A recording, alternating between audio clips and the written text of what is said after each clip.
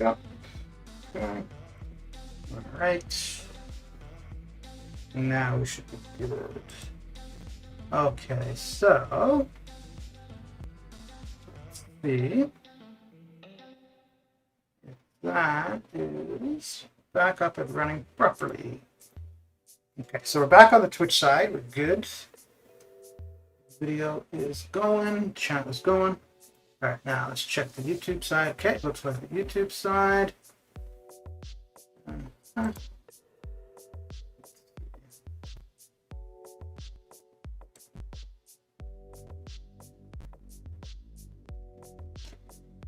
Okay, so I'm just going to check to see now if the YouTube side comes up properly. Oh, I might need to reset the chat. Let's see. Okay.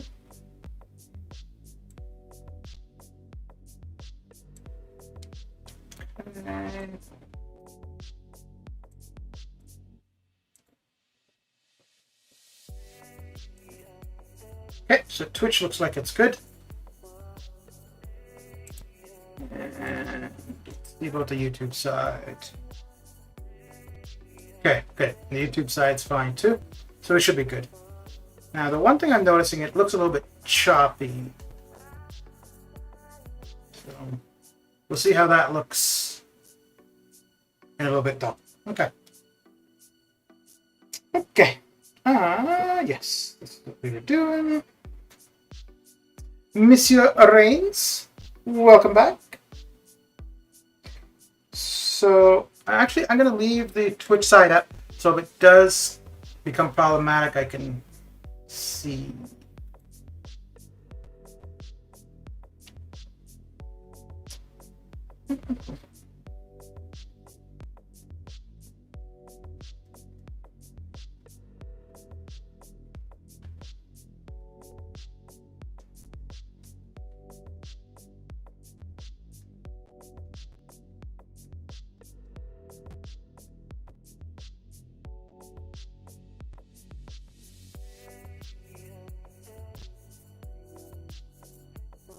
Okay. So, yeah, it looks like the video playback might be a little choppy now. I went for Shang-Chi today, the 5-star featured and got a silver centurion. Do you know if that is decent? I don't think he's not necessarily great, but he's not terrible. Shang-Chi would have been a better pull, but it's not like you ended up with something like really bad. I don't have him as a 5 or 6, so I haven't used him directly.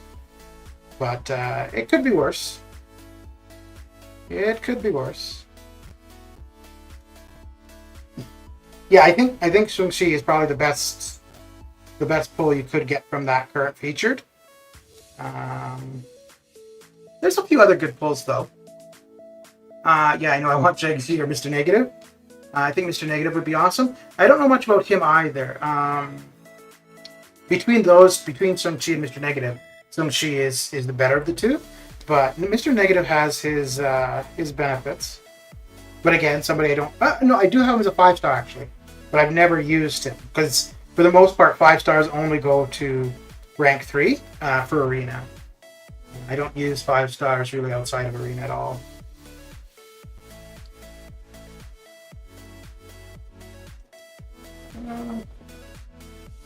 Okay, so I'm looking at the video playback. It seems quite a bit delayed now that I made that change. But it does look like the video is playing properly on Twitch, so which is what matters. Yeah, I'm going to have to take a look. I haven't actually looked at my settings for quite a while, but I might want to take a look and see if I can optimize a few things.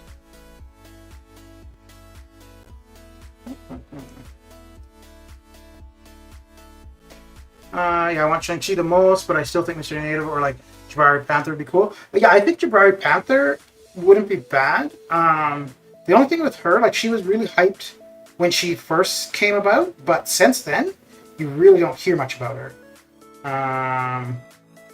Same thing with a few other champions though too, like Strife is kind of the same boat. Actually, I suppose Sung Shi somewhat too. Like when he was first released, there was a ton of hype, and you don't really see much about him since. But yeah, you don't really see. And I guess for the most part, it makes sense, right? Like once a champion is out and the hype is over, the videos that you're going to see are going to be of the new champions. Yeah, because so as far as Silver Centurion goes, he was useful for one of the Summer Pain encounters. I think it was the Mr. Sinister one. Whereas, that doesn't really tell you much, but at least that's one spot you could see he'd be useful. Like somewhere where there's a fair bit of energy damage coming in, he would be good for, or could be good for. So, but I think too, like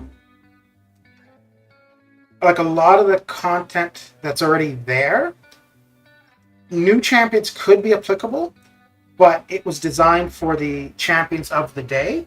So older content, you might not see newer champions shine necessarily.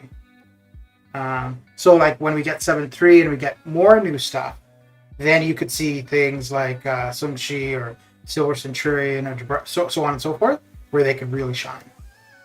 I'm finding Sung Shi really useful for AQ though. There's a couple. There is one lane that I had for one of the iterations where I used to use Corvus Glaive with Proxima. And I've been able to replace the two of them with just Sung Shi, which is kind of nice. To go from having to use two champions to using just one.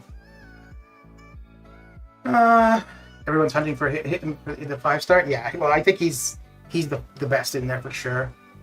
I use my max 4-star Sunspot for the Mr. Sinister. Yeah, like there were tons of options, but that was just one of the encounters that comes to mind where that was an option that was used with Silver Centurion.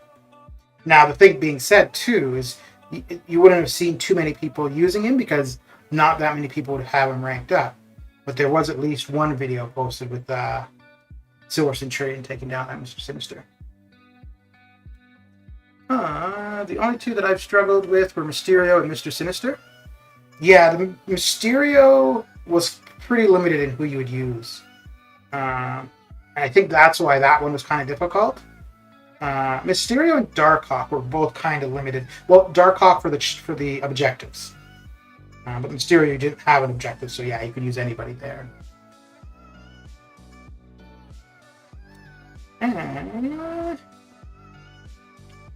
Yeah, because we're definitely not going to use a Mystic against Human Torch.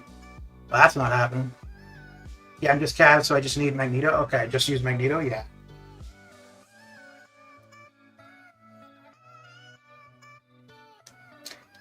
I think outside of the objectives, I think some of these other fights are far easier, actually.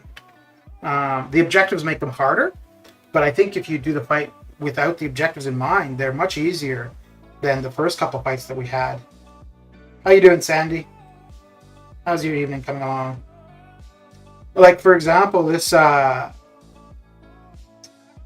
Supreme one that we got today, I think using Domino is by far the easiest. I think the control objective is the hardest, at least hardest for me. But like if you use Red Guardian, which doesn't give you an objective, I haven't tried him, but I think it would be very easy because he's not going to gain buffs. They are so easy for Cav players. Yeah. But I think that's also part of the objectives, though, right? Is it's making it harder because it limits who you can use. So yeah, when you add that complexity into it as well, it does add another level. I did one shot with Torch 6 to R2. Nice. Very nice. Yeah, I think, yeah, I used Domino first, died, went back in, soloed. So just 2 entries, and I got it down with Domino. I was like, damn. That was crazy. And then I tried Hyperion next. And I think actually the very first entry with Hyperion, I got him down to 50. And then used a revived, used some health pots, and then finished it off. So it wasn't too bad. And then the Denial one, I've tried with a couple different, and I can't get him down below 70% in one go. So, but I think what I'm going to do, Sunday I'm probably going to do the Super Punch Out Karina Challenge with Kamala Khan taking down the champion, the 6-2 champion. So I think I'm going to have Suicides off for that. And I think what I'll do is while I have Suicides off, I will use Mr. Sinister and give it a go. Because I tried Mr. Sinister a couple times, and actually I think is going to be my best bet. But the problem with him, so I need to throw my L2 as much as I can, but doing so, I'm taking the 5% recoil, which is fine, because then if I stay close, I'm going to heal up.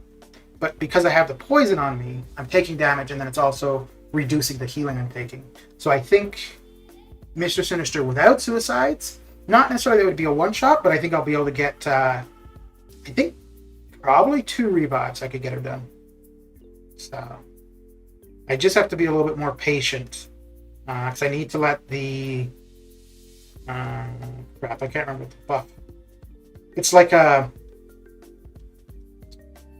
placebo buff. I just need to let those drop off. But then at the same time, I don't really agree with the event. Like, I'm not complaining about the rewards, but I feel like it's unfair for the active Thronebreaker. It's unfair for the active Thronebreaker players.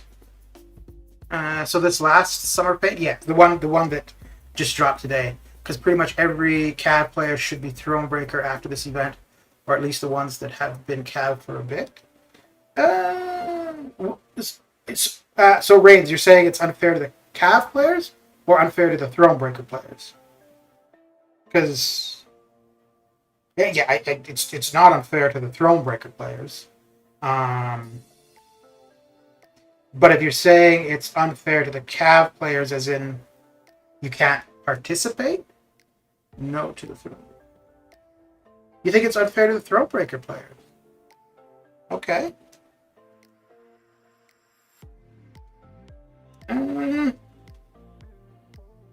Like how, like in difficulty or reward wise? I mean, if that's what he thinks, Jacob, that's what he thinks. But I'm saying Thronebreaker had a harder time getting Thronebreaker because... Oh, I see what you're saying. Okay. Yeah, I get what you're saying. Because there's easier access to resources now. And Cav players, because of Summer of Pain, will be able to become Thronebreaker. That's what you're getting at, right? I'm saying Thronebreaker had a harder time getting Thronebreaker. Yeah, okay. This whole Summer Pain Mysterio was the hardest one to me. Only 2 champ can do was I-Bomb and King Groot. Yeah. The Mysterio, if I didn't have I-Bomb, it would have cost me. It would have absolutely cost me. And a lot, probably.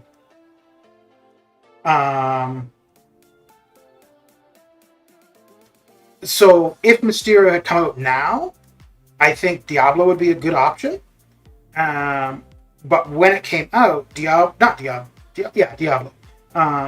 When that one came out, Diablo was still his old shitty self, and his buff was only live for a day while that one was active. So you didn't have much time to rank him up and actually try him out. Like I wasn't even close to Thronebreaker, and now I'm 42 or 37 days. I'm gonna be Thronebreaker if I can complete 6.4. Yeah, but I think that makes sense though. As the game moves along, the older content. Well, don't forget though that we are getting the materials to become Thronebreaker quicker than we were. but we're also seeing the introduction of the rank 4 materials, right? And those are not coming very quick. But I mean, you could go from Cav to Thronebreaker, and then right away you're in competition for not in competition, but you're able to earn the T3A and the T6B. Yeah, I mean, I have no problem with somebody advancing quicker through the game than I did. I'm fine with that. Or that, you know where I think the problem would be? Okay, so I think there's two kind of Thronebreakers in a sense. One who were Thronebreaker before Thronebreaker existed, meaning they already met the requirements. They had an R3, they'd already defeated the Grandmaster. And then there's the people who became Thronebreaker after the Thronebreaker title was introduced, meaning either they had to take a shitty champion to R3, or they just had to defeat the Grandmaster, whatever it is. So yeah, okay, I think I would agree with you on the second set of Thronebreakers, the ones who became Thronebreaker after the title was released. Yeah, because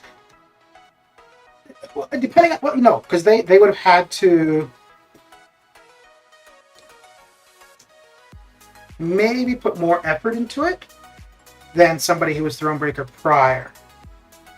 I don't know if that makes any sense really, but in my mind it does. So for example, I was Thronebreaker before the title existed. So it was never something I was striving for. It was simply just playing the game, getting shit done, ranking up characters. Then after Thronebreaker came, people would have felt the need to become Thronebreaker. And so there would have been pressure. And I think what they had suggested was they initially intended the title to be later on, and or to be more restrictive than it is. Like, I think they were saying either completion or exploration of Abyss would have been a requirement. But I do think that either when we see 7-3 drop or part of 7-4, I think at one of those two, we're going to see a new title. And I don't know if we're going to have a rank requirement again. I don't think we should. But I think we will, simply because we had one for Thronebreaker. How do I want to do this? Yeah, that would be fine. After we complete 6-4 and finish Grandmaster, we will get the title. After that, or we should make a champ R3 6-star. A friend of mine told me we should make R3 to get the title. So you have to do the two things. So there's two components to being Thronebreaker. One is defeating the Grandmaster just once, and two is having one R3 6-star. So you need to have two. I think 7.4 will be a new thing. Yeah. I think 7.3 would be a little bit too soon. So I think it would be 7.4. But within Act 7, we will see a new title. And like I said, I don't feel that it should have a rank up requirement. And considering the backlash that they saw for Thronebreaker, I don't know if they would do that. But because they did it for Thronebreaker, they might do it for whatever the new title is. I think it's going to be one rank 4, which would make it a lot more restrictive. Yeah. But think these things. The only thing... Yeah. See, I'm just trying to think, because the very first time that we saw the newest rank rewards was from the spring cleaning. So I don't know if you want to have a title tied to purchases, because that really changes. I mean, I guess it's kind of already the case, but it kind of changes the game. It makes it more so that you've got to pay to advance, and I don't know if that's the game they want or that we want to play in. Let's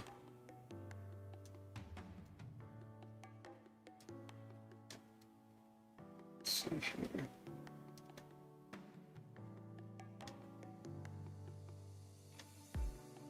Oh, okay. Well then. Well then, indeed.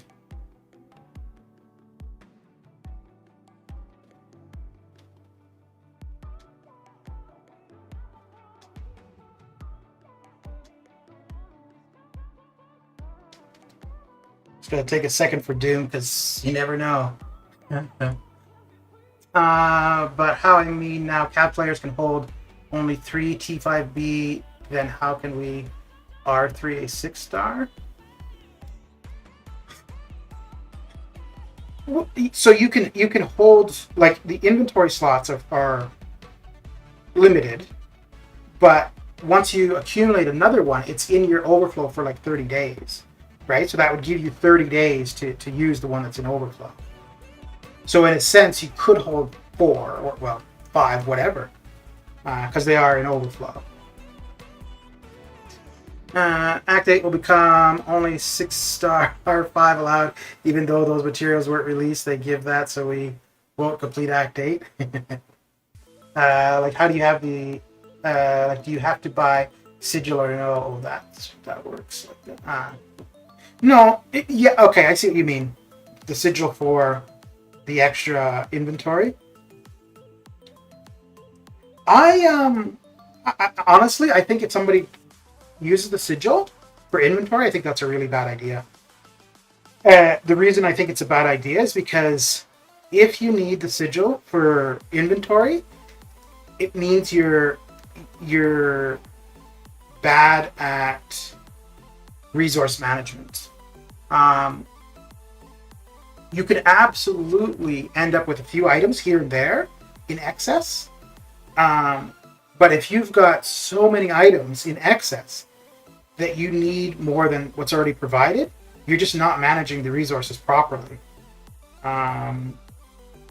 So I've done it, and I've seen a lot of other people where they have a whole bunch of T4CC in overflow. And the reason for that is usually because we're hunting specific T4CC to rank a certain champion. But rather than just taking our time with it, or as you accumulate T4CC, finding rank ups of that class, we just get greedy and we're like, no, I want to do this one champion right now. Let me open all the T4CC I've got to get that class. Grandmaster or Collector is hard. Which one is hard for you? Well, they're both pretty hard. I think... And I don't know if it's really that fair of a comparison, because the Grandmaster was the first encounter of its kind where the opponent tells you what to do, whereas every other encounter in the game, you approach pretty much the same, right? You parry, you hit, you dex, so on and so forth. But with the Grandmaster, that's not how you play it. You play it by what he tells you to do. So the Grandmaster, just getting that, figuring that part out takes a bit of time just of itself. But yeah, so for me, the Grandmaster was the harder of the two. After a couple times though, and I realized how it worked, and I just wait for him to tell me what to do, then it became not necessarily easy, but I knew what to expect. And now Gwenmaster is similar. And not similar as in prompts throughout the fight, but she's got her different phases, and each phase you do something different.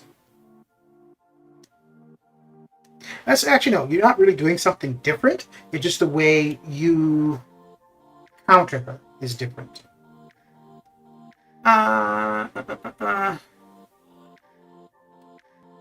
Well, Abyss Collector and 5-2 Collector are pretty much the same. I think the Abyss Collector might have, maybe the last 10% might be a bit different.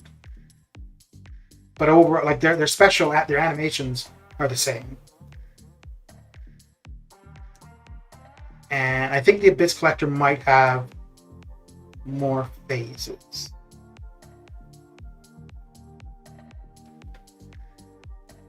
So as a backup, how much units maximum should we keep? I don't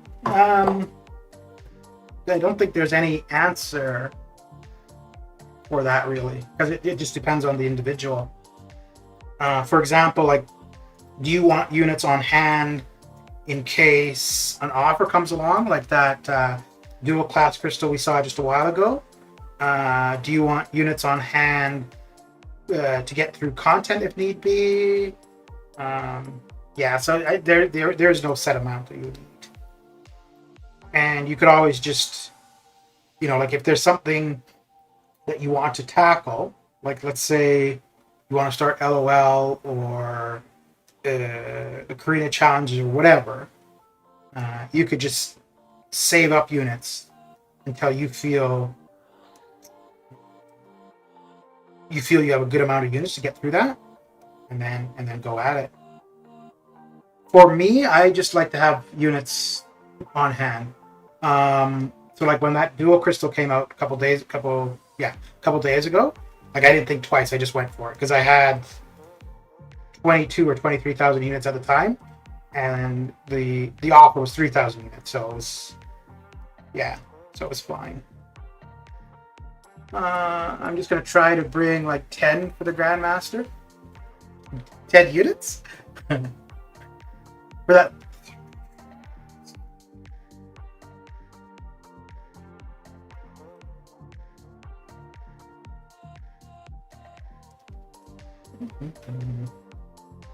Yeah, I don't think there's too many things though in this game that are like one answer or one size fits all kind of things. 10 revives for the Grandmaster. You might need a few more than that. The first time you might. For that 3K, it's the worst offer. I feel sad for you. Daredevil OG, most of them got worse champions. It's all good, dude. It's all good.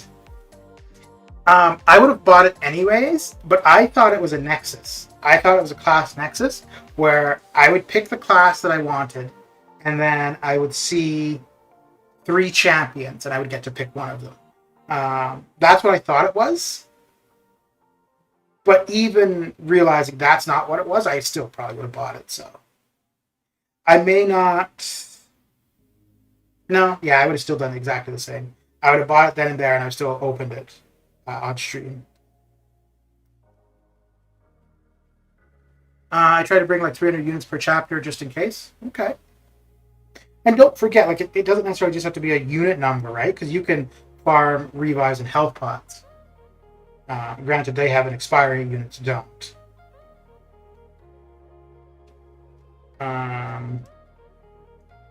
So like for this Karita challenge that I'm going to do on Sunday, I expect it's probably going to take all of my resources. So whatever revives and health pots I've got, which is fine, because then once I go through all of those, I'll still have units to finish me off if need be. So, the main reason I expect it's going to cost me a lot is I've never used Kamala Khan before, and it would be smart for me to practice beforehand, but I'm not going to. I'll figure it out as I go.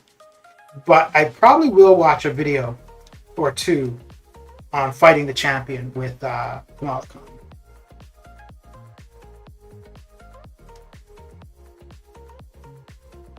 But all the fights leading up to the final boss, I think there'll be a couple where I'm going to have to revive, like fighting magic. There's nothing I'm going to be able to do about Limbo. I think either I've got Void or Iceman that I'm going to have to fight. Void I can manage. It's just a matter of managing your combo for him. But Iceman, yeah, there's nothing I'm going to be able to do about that damage. They gave 10 level 2 revive and 10 level 5 health. Yeah. So that was kind of because of the issues currently in game. which I don't really. Well, it depends, because some people have probably used a lot more, and other people have used probably nothing. So, how do you farm revives? Your best bet for that is just to look up a video. So I think currently the main spot people are going is Variant 7, Chapter 2, Quest 2 on the classic difficulty. And that's, yeah, that gives you a fair bit of revives.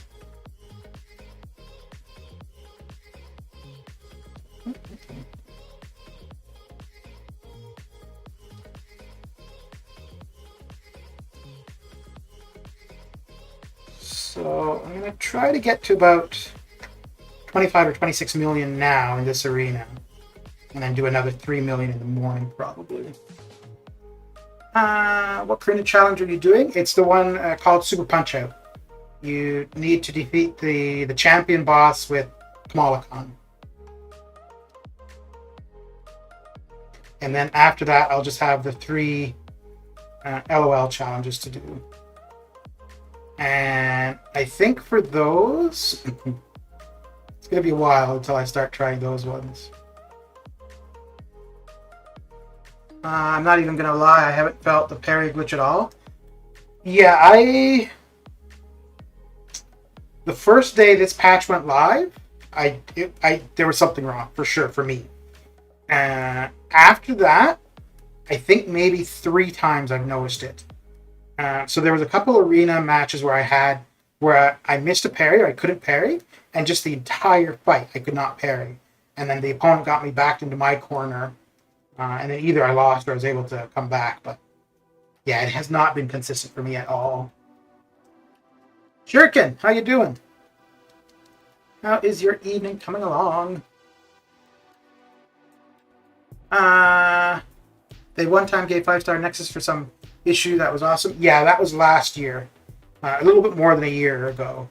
And the problem that occurred before that, or that compensation came about, what was happening was you would do a fight, you would finish the fight, and then it would reset as though you hadn't done the fight, and it just kept doing it. You'd go into a loop. But unfortunately what was happening, like it was annoying anywhere that would happen, but it was also happening in war. So, which would mean you would go in, you would kill the war opponent, but then it would reset as though you didn't take him down. And I think it was registering as a death. So, you wouldn't be dying, but it's recording it as though you died. So they ended up canceling the war season, everything. We basically went a week where the game was just unplayable. I've done 6-2, 6-3, with the parry glitch. Yeah. Yeah. Well, I think because they were supposed to have their Summoner Showdown. Well, it was already supposed to be underway, but it got postponed a week, then it got postponed 2 weeks, and now they've got no start date.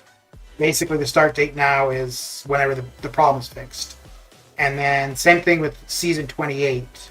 There is no start date for it. It's whenever the problem is fixed. So, which I'm a little bit surprised that they're going to go ahead with the new content for next month. For Spideys, what thing you hate them? I personally don't like their block proficiency. Also, no immunities, higher damage. Yeah, but that's how, like, they're made to be glass cannons. They're made to do a ton of damage, but they can't take a hit. That one, now I'm getting kicked out of MCOC. It's bad with Plagarita. Yeah. For me, if I'm streaming, it's about every 20 minutes. Last year, compensation was the best. Even people who were on Act 4 got the 5-star Nexus. Yeah. How you doing, Glisser? How is your evening coming along? I would prefer not to have the problems rather than getting the compensation. Because the reason we're getting the compensation is because there's problems. So I would prefer that there was no need for the compensation, meaning there wouldn't be the problems. Because I mean, fair enough. They're never going to be able to provide compensation that is going to be completely fair and equal for everybody. Doing good, very good. iOS device of mine getting heated. Yeah, so I think not last summer, but 2 summers ago. It seems like it's always the same time of year. There was a problem with devices overheating. They never actually really addressed that one. They just kind of just said it's your problem for the device owner. So what are you up to, Gleisker? What you got going down for the evening? What you got going down, Tiger?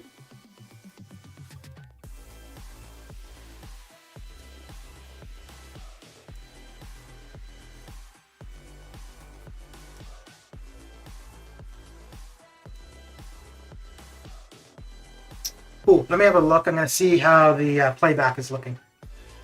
Because it was a little bit choppy. Let's see if it's still like that or if it's smoother now.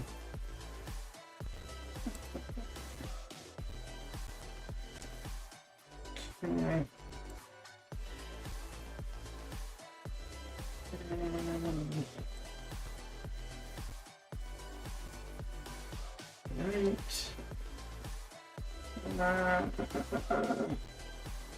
Okay. So it doesn't look...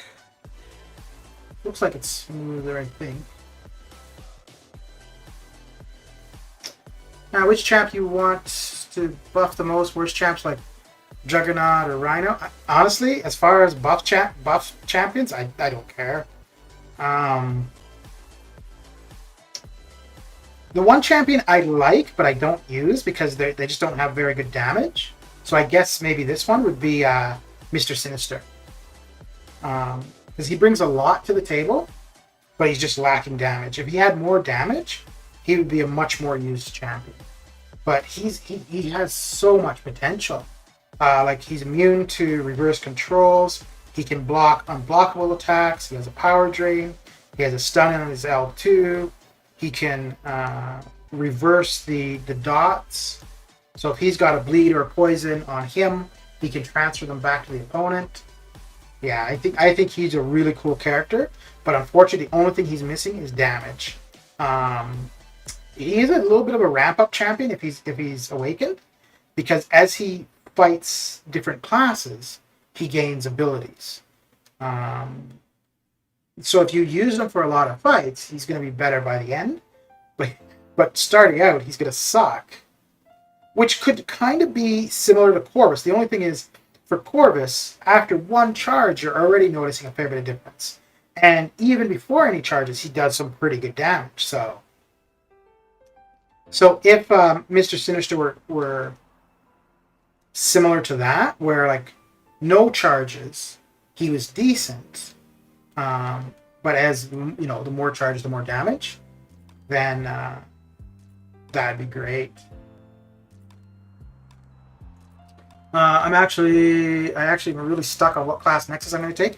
You know what? I actually, before this stream, I meant to make a list for myself. And then when that topic came up, I was going to show the list. Because I think for myself, just off the top of my head, I think I'm going to go Mutant. But if I actually sit down and think about it and look at what classes have champions I want, I'm not sure. I think Mutant is still the best way for me to go, though. And the game... Oh, no, I thought the game was about to crash. But maybe not. Maybe not.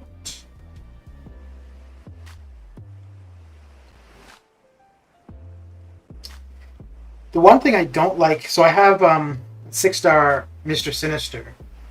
And I had taken the 5-star to rank 5 a while ago. Actually, I used him... for the Grand Master fight, for the 3rd phase with the reverse controls, and that's why I took him to rank 5. I would rank up the 6-star, but because I have a maxed 5-star, I really don't want to rank up the 6-star. Mr. Sinister has a good synergy with Kingpin, MODOK, Ultron. Have synergy with... Yeah, and has a good synergy with Apocalypse. Well, the synergy with Apocalypse is just the Horseman synergy with Cable. Cable has as well. And so most people end up using Cable for that synergy. But yeah, I've been using Mr. Sinister. Just because I had him as a 6-star, so just to put the 6-star on the team. But now that I have the 6-star Cable, I might use the Cable instead.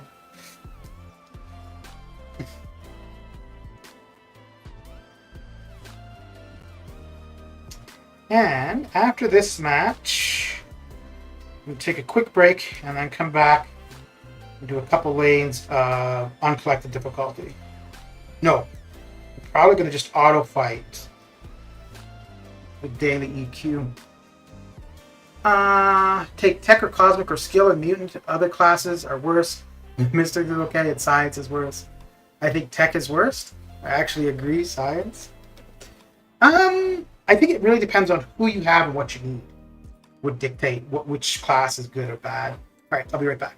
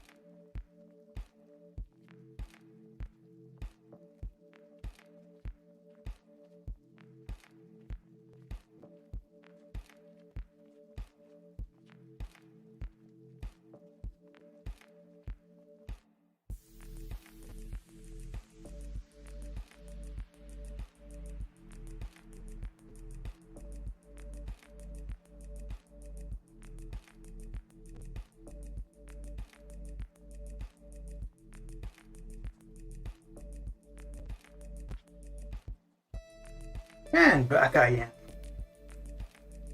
am. Okay, so we're gonna go. Actually, I'm just gonna auto fight through some of the daily EQ.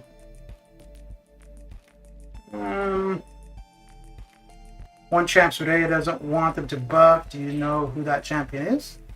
Well, I know there's a couple champions that they buffed that you don't want them to buff. For 6-star, I think Science is the worst because it needs the most Sig Stones. Not really. The only champion in Science that needs really high Sig is Cap IW. And it's not for damage, it's just for his utility. Void benefits from high Sig, but he doesn't need high Sig. The higher the better. All it does is just going to decrease the time for his Fear of the Void. Okay, so we want here. And, well, there might be a few others, though, that I'm not familiar with. Like, Guardian, I'm not too sure about.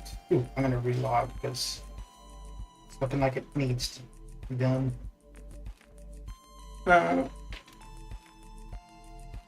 Yeah, Void needs to be awakened, but he doesn't have to be really high Sig.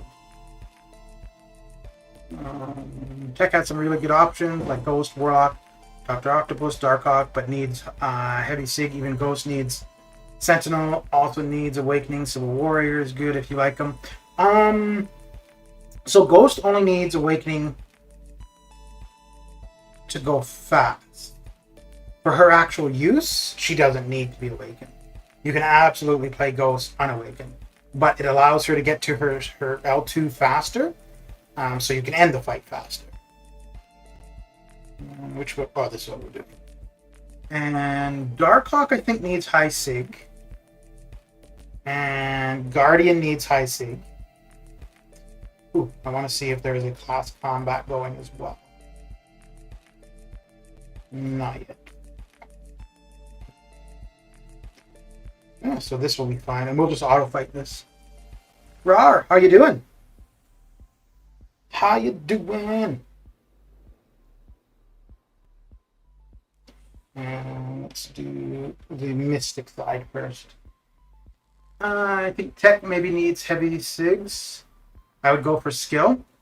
And red guardian is semi-needed. Mortal abomination. Mortal I-bomb doesn't need it. It helps. And red guardian I don't know. I think I have him as a 5-star, and I've never used him as a 5-star. And I have him as a 6-star unawakened. But yeah, I've never even read the abilities for Red Guardian. Who would you look for in skill?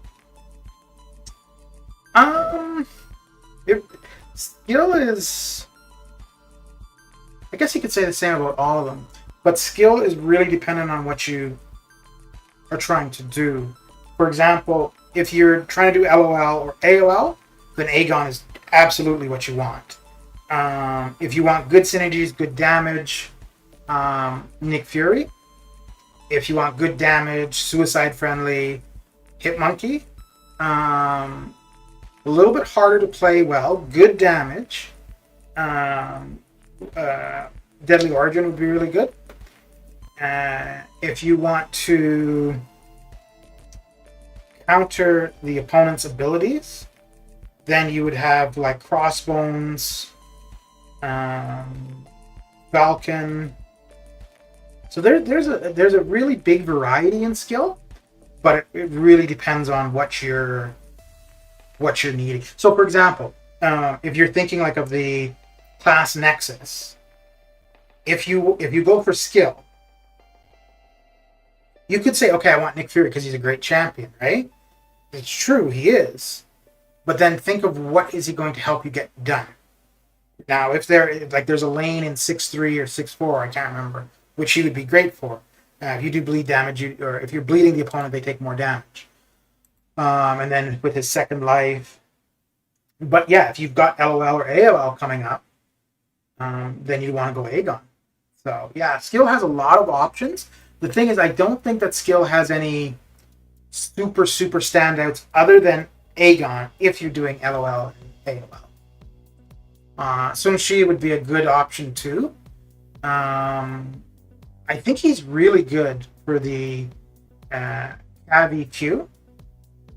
I've been using him there. I use him for farming revives and energy refills. For me, I think the only class, Mutant is probably what I'm going to go for. Skill, the only reason I would go for skill would be for a dupe on Nick Fury. There's nobody new in skill that I would want.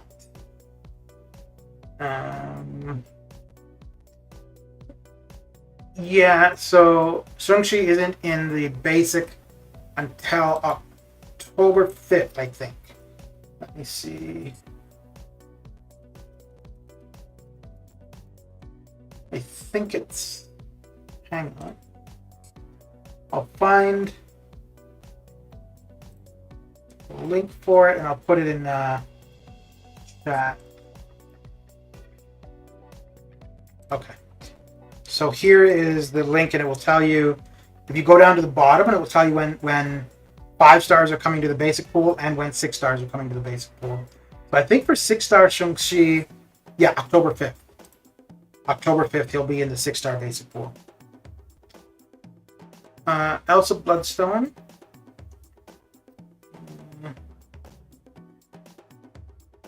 I just don't know what I'm going to be doing after Act 6. We're going to be doing Act 7. One mystic I would go for is Black Widow Clairvoyant. Yes, I really like her. She's... So my favorite characters to play are Black Widow Clairvoyant, CGR, and Sung-Chi. And the reason I like them is because depending on what you need them to do or what the fight entails, you change up your combo. So you're always kind of thinking as you're going. Mole Man is good as well, senses buff, yeah. So, I mean, the thing is with skill, right? Like, if you went for Nick and you don't have a lot of skill champions on your roster, there's a lot of champions who would be okay as misses.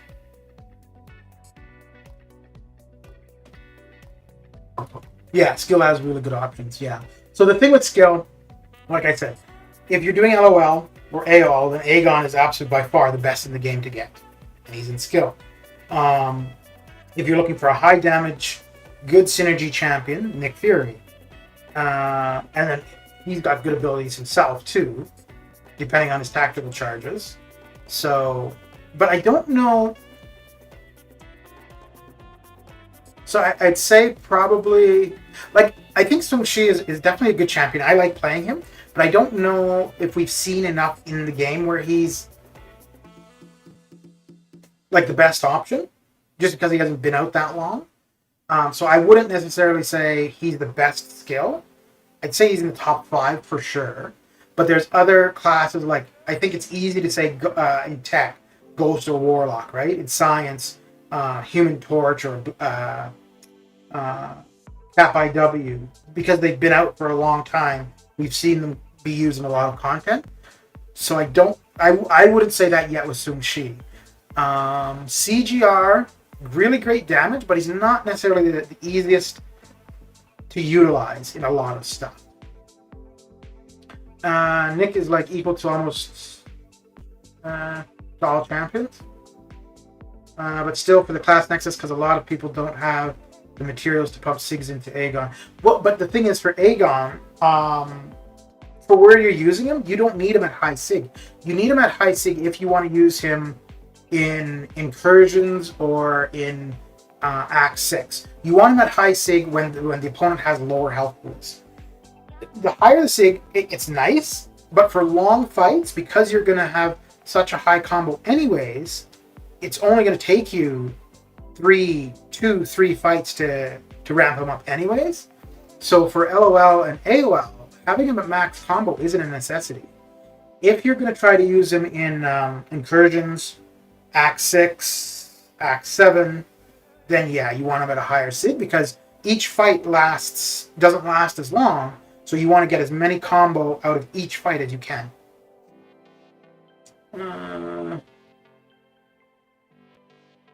So you just need Awakening Not SIGs for LOL and AOL. If you have skill SIGs, and I'm just trying to think, because Nick doesn't need SIGs put into him. It's nice. It's great for defense. Sun Shi doesn't need it. It increases his damage. Black Widow Clairvoyant, I'm not sure. Mole Man, I'm not sure. Mole Man, I don't think needs it. Falcon, I don't know. So, I mean, at the end of the day, I don't think there's many other champions you'd put it into other than Aegon anyways. But if you didn't have any SIG stones and you got Aegon, that's okay. I think Nick is better than Aegon. I accept Aegon has more damage and more potential than Nick. The major thing with Nick is just Awakening. Using SIG 1 is enough where Aegon needs a good amount of SIGs. Yeah, but Aegon doesn't need a lot of SIGs. Black Widow Deadly Origin you're talking about, right? Not Clairvoyant. Yes, Deadly Origin. Yeah.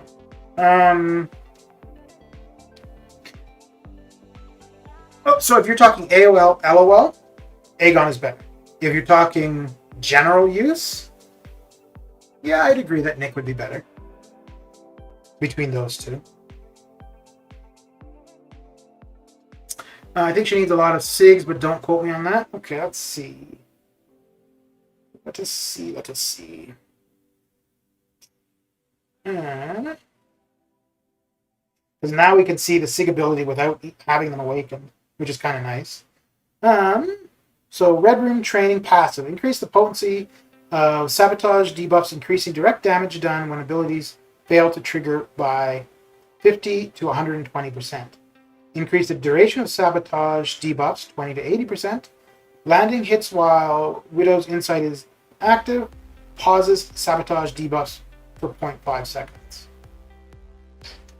So I mean, I've only ever played her unawakened, so I really don't know what the benefit of that is. So Swedea will make a complaint to MCOC if they buff Rogue. Well, the only thing I think that they could do to buff Rogue would just be when you steal the buff from the opponent, the amount of time that you have to make the buff last longer is not very much. I think that's the only thing they could improve upon.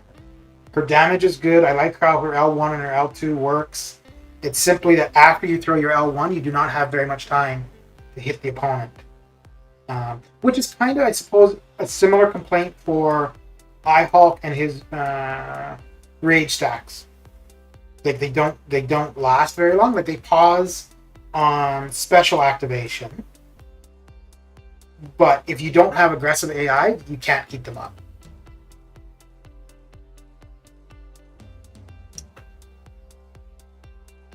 So if you have AI where you throw a common into them and then they just block, you're never going to get your stacks up. I mean, you can work around it in a sense because you can just, not try to build your stacks whatsoever until you get close to your L2. And then when you get to your L2, then you start trying to build them.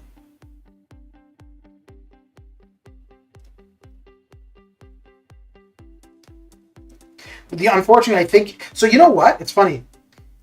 If they were to give Rogue a buff, I think it would be a good, like the kind of buff that they gave Ronin, where they just basically changed a couple numbers.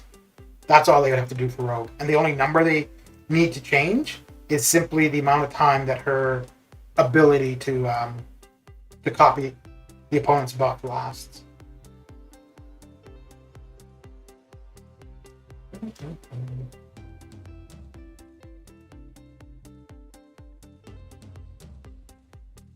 Yeah, there were no buffs to steal, so the cat show.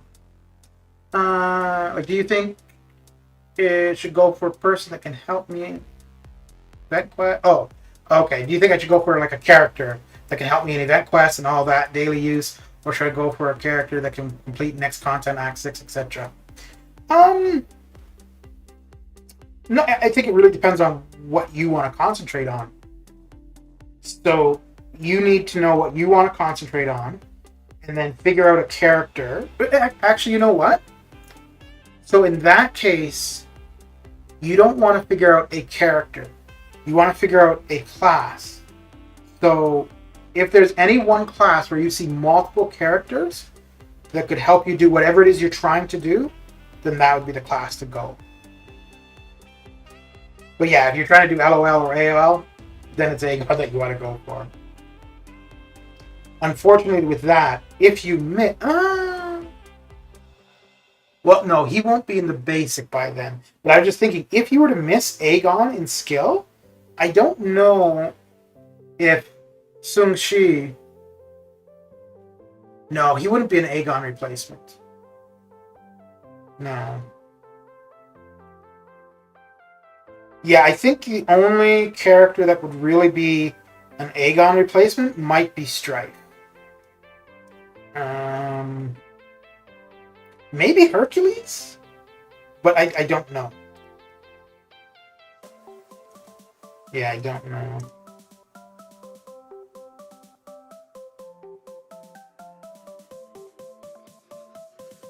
But yeah, I'm just thinking though, if you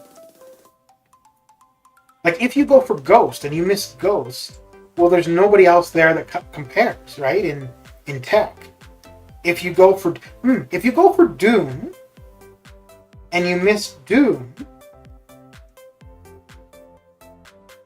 Clairvoyant, I guess, would be the closest as far as power control.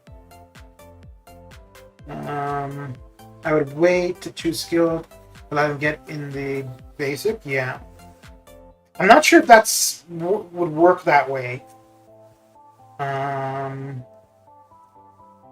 It should though, because I think for a regular Nexus, that's how it works for that.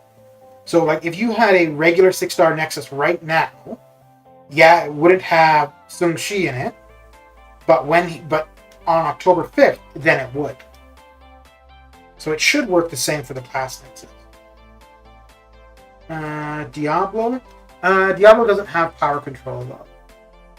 Oh, okay, yeah, Yeah, so as a replacement for Doom for power control, Claire would be your closest in Mystic.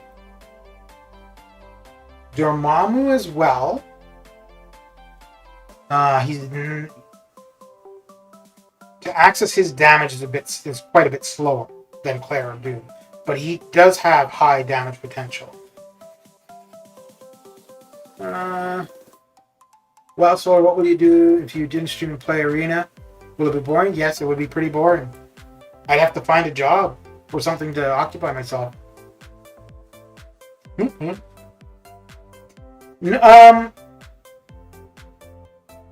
Yeah. I would have been streaming 3 years ago if I realized how easy it was. But I thought that I needed a whole bunch of equipment and like specific devices and all this kind of stuff. And then last year I realized, nope, everything I need to stream I've already got. So that's why I started last fall.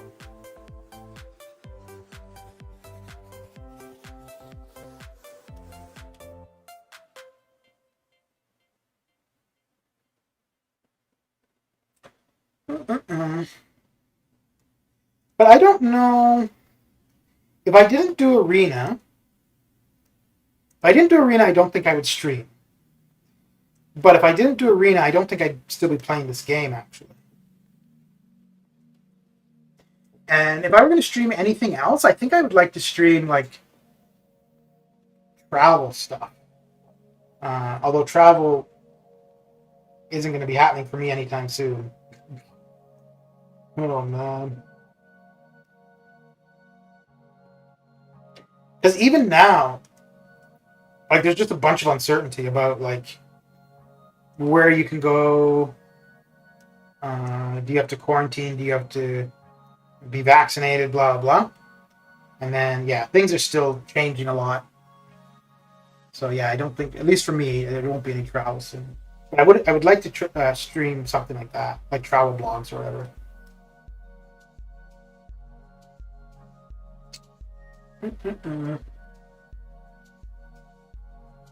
If you play Sector 8 Incursions, how many zones will you go? So if it's at the beginning, like if it's the monthly reset, then Zone 10, that would be the goal. But once Zone 10 has been cleared, then every reset after that would just be Zone.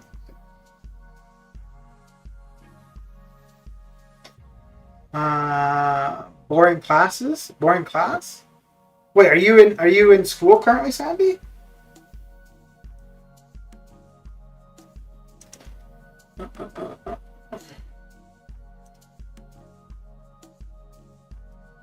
Yeah, I think so Sunday I'm gonna do the Karina Challenge thing.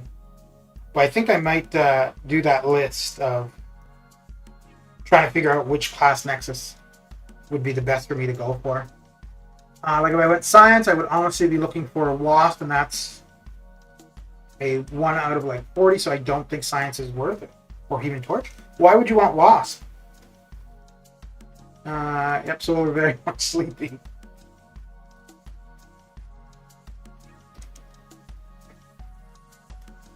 I mean, I think WASP is a pretty cool champion. For the Ghost Synergy? Okay.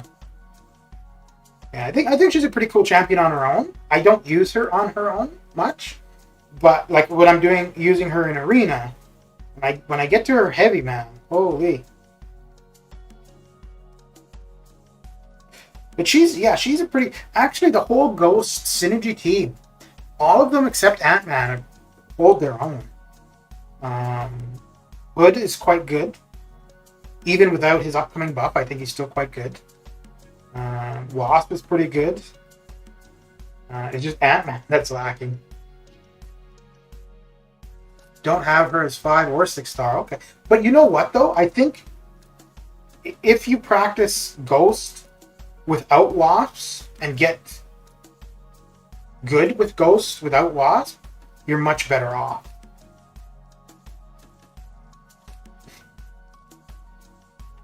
Because I don't like for a short fight, Wasp and Ant-Man are good because of the synergy that the three of them have. But if you're looking for longer fights, that synergy isn't as important for the three of them. And if you're already proficient with Ghost without Wasp, then I think you're better off going without Wasp for longer fights. Because for longer fights, you could then bring in Odin, use his pre-fights, apply them to Ghost, and then also have Yellow Jacket. And that will really increase your damage. I don't want anyone in Science. I got everyone have Torch, Void, have Gem and 100... Gem and 100 Gem. I don't know whether to give or just keep waiting for a Sentry to get a good Science Gem. I practice without Wasp. I don't even have Wasp, but I trade myself for a year. So you've got a lot of practice without. Okay, fair enough.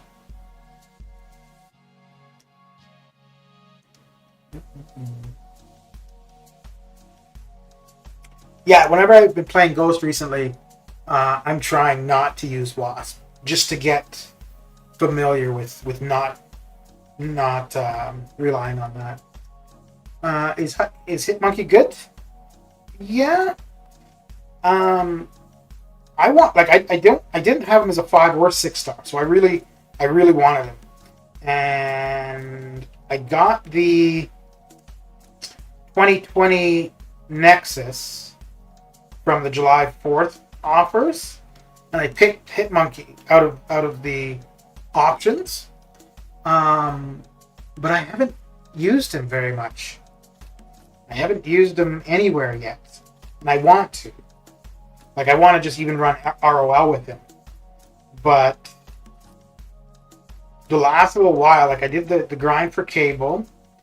I did the grind where I was trying to get both 5-star Black Widow and 5-star Strife. Missed Strife, so now I'm doing the second round for him.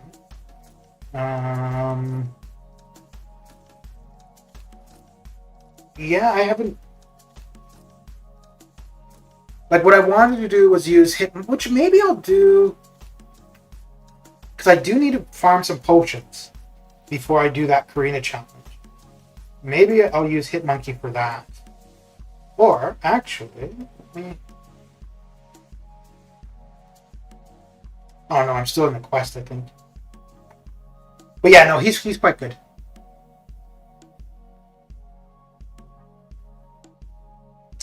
Solar need a guide on Jubilee, got her as a 5-star. Well, search YouTube.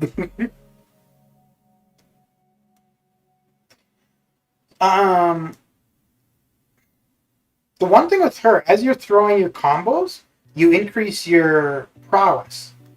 I don't know if there's a max. At least in Arena, I've only been able to get to 12 prowess. But then once you're up at that prowess and you throw a special, she does a ton of damage. But yeah, I don't know anything about Jubilee. For the most part, like newer champions, I know very little about because I don't pay attention.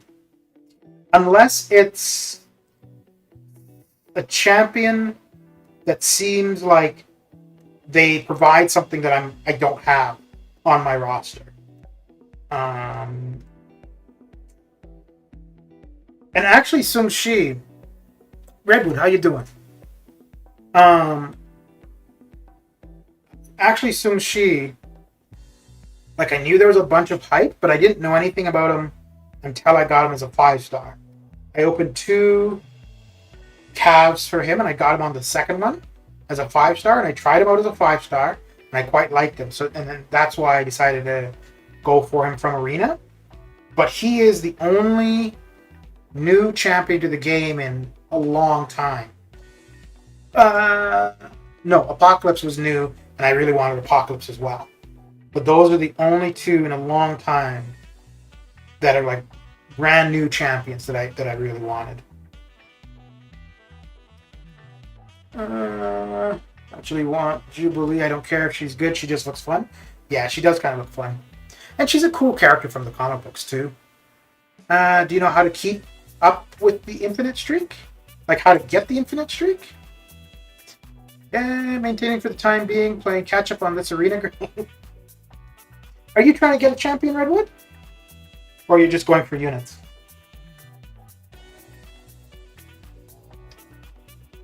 I've had a really hard time doing both this round and the last round of arena. And I think what it is, I think it's because I'm going for a 5-star. And so I just don't know, even though I've got the predictions up, I just don't really know what to aim for.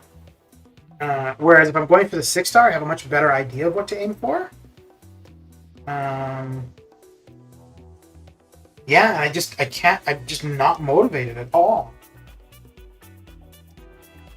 Like I was up earlier today, like I woke up relatively early. I just had no desire to get out of bed and do arena. But like when I've done any of the arena grinds, I'll wake up at 6, and by 6:30 I'm doing arena. But yeah. So I'm really looking forward to this being over tomorrow, man. Holy. Trying for OG, triple OG Black Widow? Oh, for the 6-star. Okay. What are you at currently? In arena. Okay. Give me a second, Sandy, and I'll read that.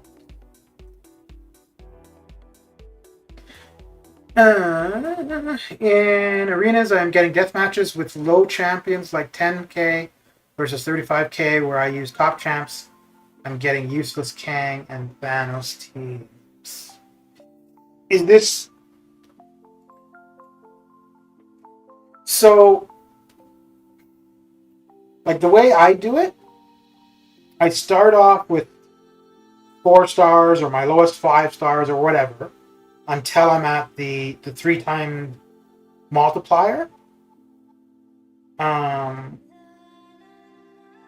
then usually I'll go up until like it's the 350k or the 250k milestone. And once I hit that, then I switch over to my top ranked 5 stars or 6 stars, depending if it's the featured or the basic. And yeah, you usually get the Kang and Thanos teams for a bit, but once you're back to fighting regular opponents, I just find like working down my list and just not using anything under. Well, it doesn't have to. It really doesn't matter if it's an R3 or an R1 or an R4. It's more about the overall team rating. So you see like on this one where my team rating is 30,000 and the opponent's is 21, 22, and 26. I don't know how low my team rating can go.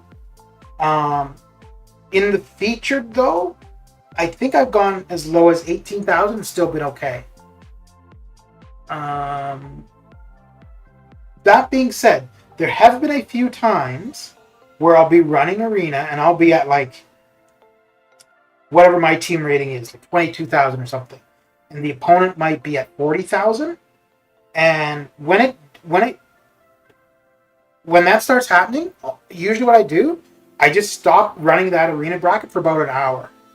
And after an hour or hour and a half, I'll come back, and then the matches are better, if that makes sense. Like then I'm not getting that huge discrepancy. It hasn't happened that much. I think it's only happened 2 or 3 times.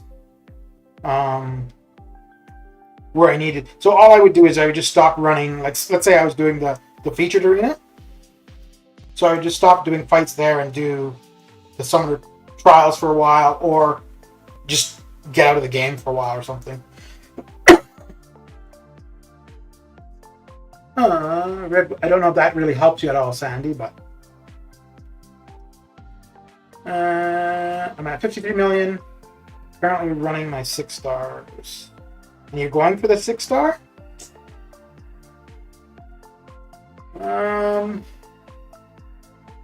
You know, she could go a lot lower than she did round 1. That is possible. So what are you planning to try to get to, Redwood?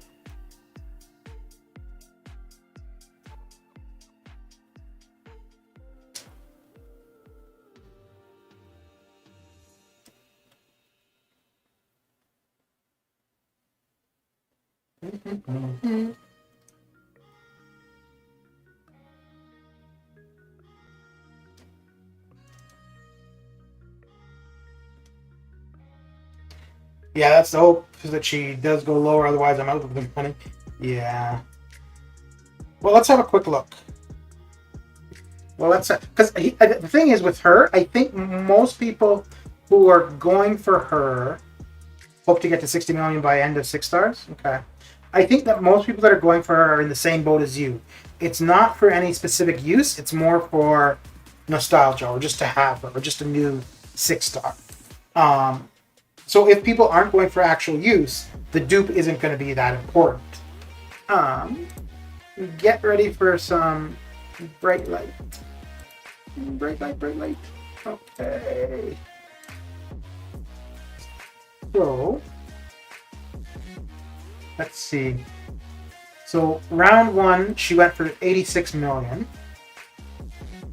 Let me see here. So the change for the way the arenas are structured currently, I think it happened on Purgatory round 2. Let me just see. So June 14th. Yeah, okay. That was so here. So let's see. So Symbiote Supreme was 70 to 88. I think the only ones that really count are the existing champions. Why is the video so blurry for me? You might just need to change you're on the YouTube? Yeah. You might just need to change the resolution setting. Let's see. Yeah, I don't know why, for this list, all of these ones were the second round, they all have no data. I'm not sure what that's all about. So I wouldn't look at Overseer or Hercules. So if you were looking at existing champions, see, I think I would have Black Widow. I would compare it to the Symbiote Supreme, not for use, but just because it's an existing champion. It's been out for a while, blah blah blah. But Black Widow, like, I don't think you can get her from the 6-star basic, right? Yeah, I think she's gonna go higher around 2. And it kind of depends, though. Like, I don't know. It really depends on what Strife goes for, too. I'm trying to look at any kind of positive for you, Redwood, but I don't know. I don't know, dude. But I wouldn't stop. Like, if you've got the time and your champions are available, yeah, just keep going. Because, if you're at, what did you say, 53? If you're at 53 and, you're trying to get to 60 and she goes for 62, right? So, yeah, just do what you can.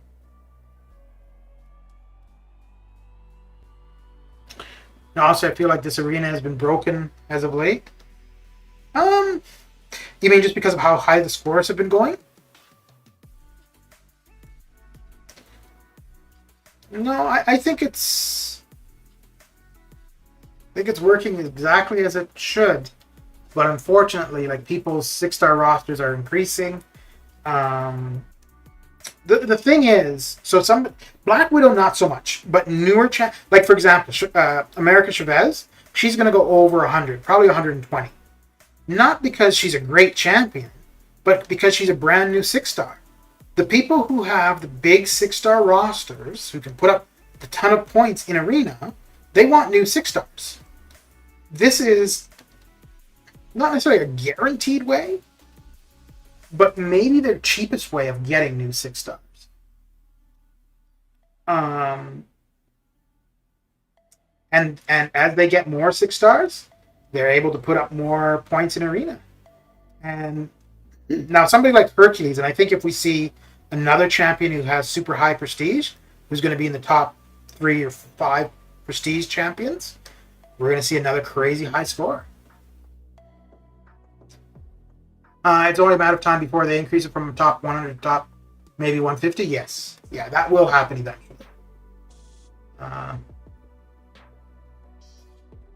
Yeah, no, doing arena currently is pretty frustrating, man, for sure.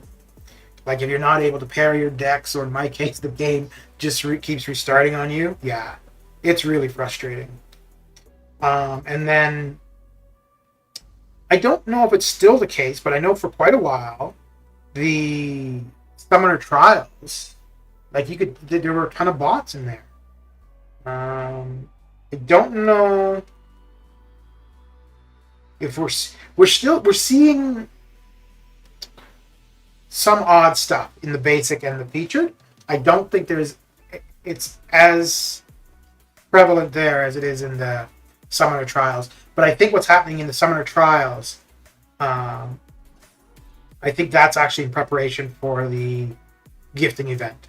So I think there's bots being run in the Summoner Trials because that's where the majority of units are. So there's these bot accounts that are accumulating units that will be able to trade during the gifting event. I think that's what's going on there.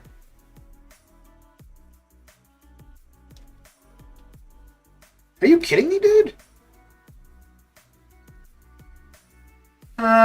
Rosters, arena bots, top 100 only, and stuff like that. Yeah.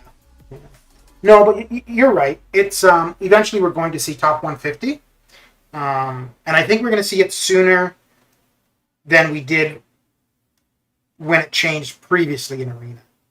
Because for such a long time it was top 100, and then they made the change to top 150. I think we're going to see that change by next year this time. Mr. LTO, how you doing? How goes it? You didn't do Roland rank up? Which, the 5-star? Yeah, no, the 5-star at R4 is fine. And as for the 6-star, he's unawakened, so... you don't need to use that language in the chat there, Mr. LTO. Let's see here.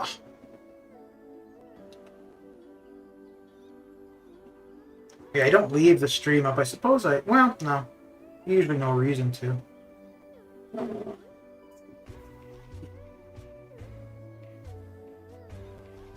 Oh. You already removed the comment. Okay. Merci beaucoup. I consider that your forecasts about the arena grind are very wrong. Maybe.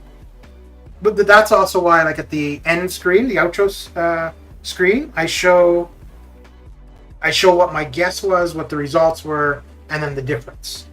So you can see how close or how far I was.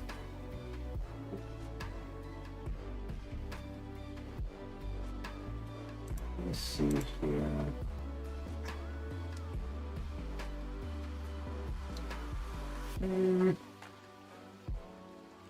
Huh, that's really odd. Okay. Oh, okay, there we go. I thought you removed the comment, but I guess you did, so I'll remove it. There we go.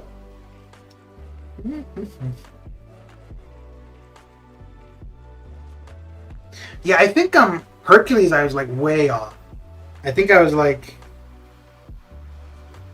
14 million off round 1. But I mean, that's the nature of the beast, right?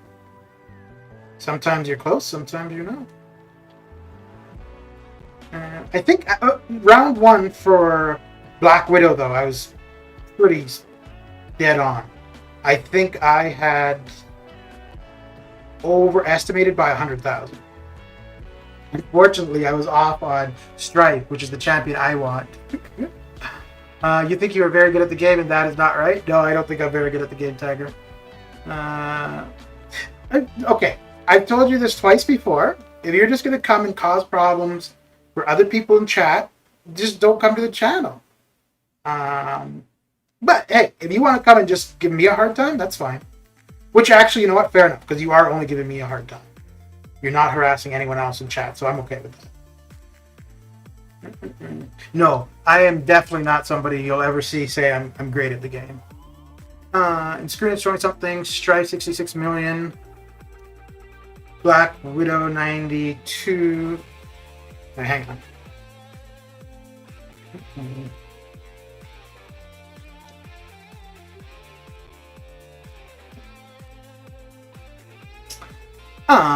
Showing Strife 66 million. Yep.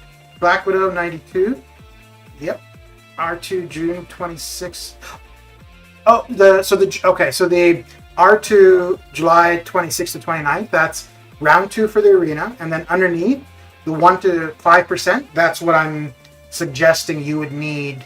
So 27.5 million in the featured arena to get the top 5%, and 11.5 million in the basic arena to get the top 5%. All right, Mr. Kurt, have a good one. Don't be so rude, man. It's all love here. Don't be rude for no reason. Oh, I don't care if somebody comes in and trolls me. That is absolutely fine. No, my only issue would be if somebody's giving people in chat a hard time or being disruptive to chat, like if they're spamming stuff or something like that. But yeah, if they want to come in and say I suck or whatever, I don't care.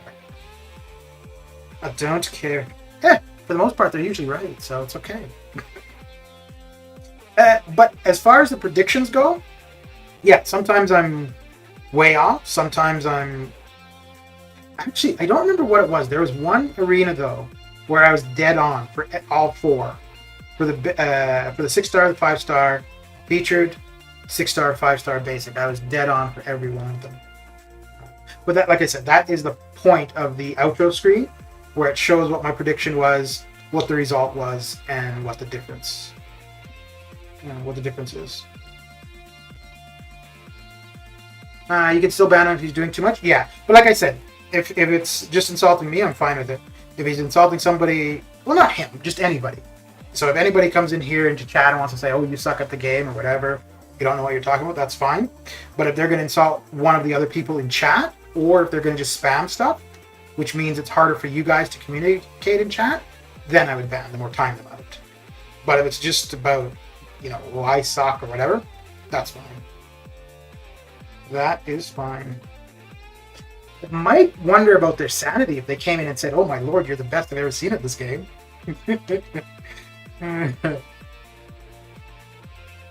Heard something happened in Vegas stream last week. Yeah, there's... So, not just necessarily the person that was just here, but I think in general, if you're streaming, you're putting yourself out there. I think, so in my case, like there's only 500, 400 some subscribers or whatever. There's usually not more than 5 or 8 people in chat. But for anybody who's got a larger audience, I think you should expect you're going to get some people that are going to come by and just be jackass, right? I think it just goes with the territory. I don't think you could do something like this, have a large following. I'm not suggesting I have a large following, but have a large following and not expect some kind of harassment. I think it just comes with the territory.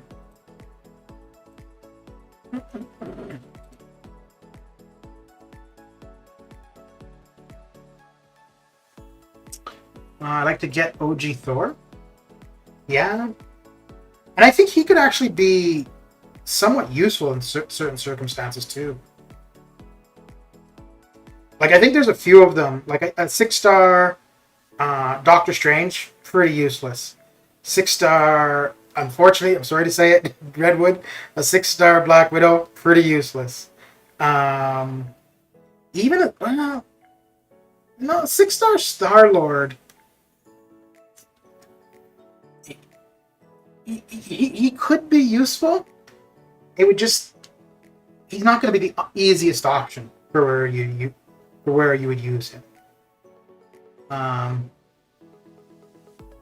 It's a good point. Probably why he didn't stay long. Yeah. Well, the thing is too, if I ban that account, he just makes or uses a alternative account and comes back in, and then you ban it. So. And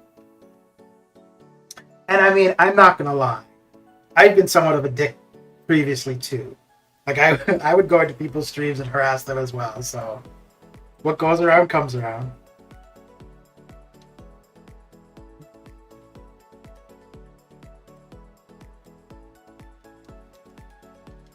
But I think no, because some people may not have known if I was like joking or not, right? Because I didn't have any kind of rapport with them, so.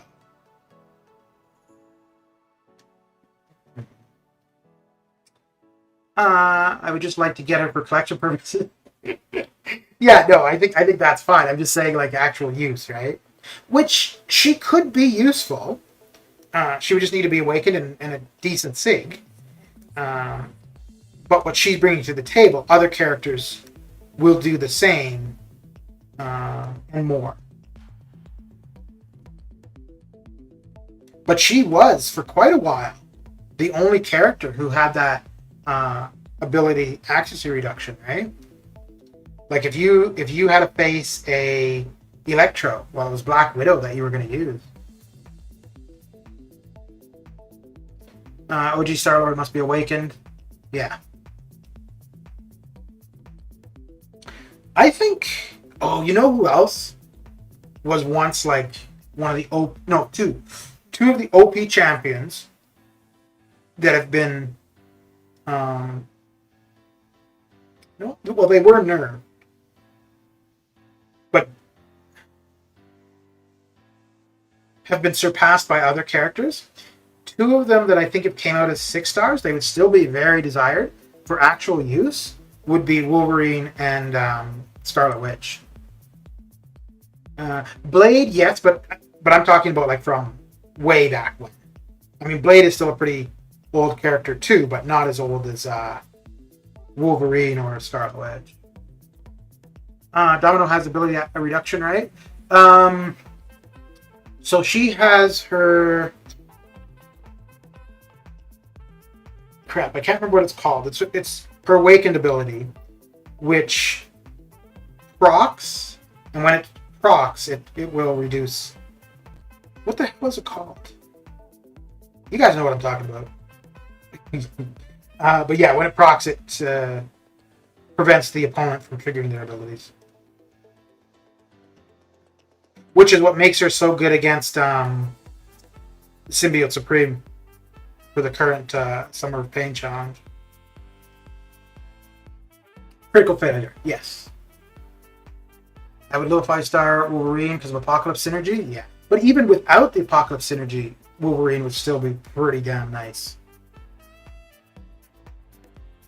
The only thing with Scarlet Witch, though, is that crit rating. Like, she needs to be critting a lot for her abilities to trigger. And just on her... Like, with synergies, you can enhance her crit ability. Or her crit rating. But just on her own, not so much. We can't even get OG Scarlet Witch in a feature, not getting my hopes up when it comes to her in this game. I know, dude. I don't understand. Like, I think if they rotated between Scarlet Witch and Wolverine in the 5-star feature, I think that would, like, people would always be opening that crystal. They don't have to put them both in there at the same time. But let's just say, for example, this month had Scarlet Witch, next month had Wolverine, right? I would probably open a couple crystals to get Wolverine or to get Scarlet Witch. But I guess by not making them so available, when they come around to purchase, we'll be more likely to throw some money at it.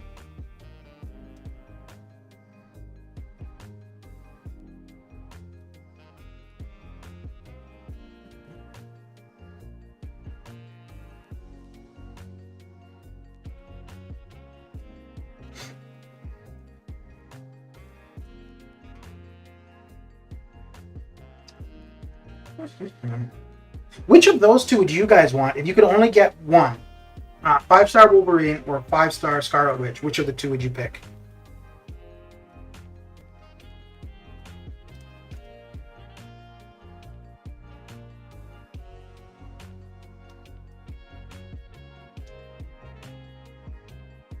OG, which has 90% nullify, which is super.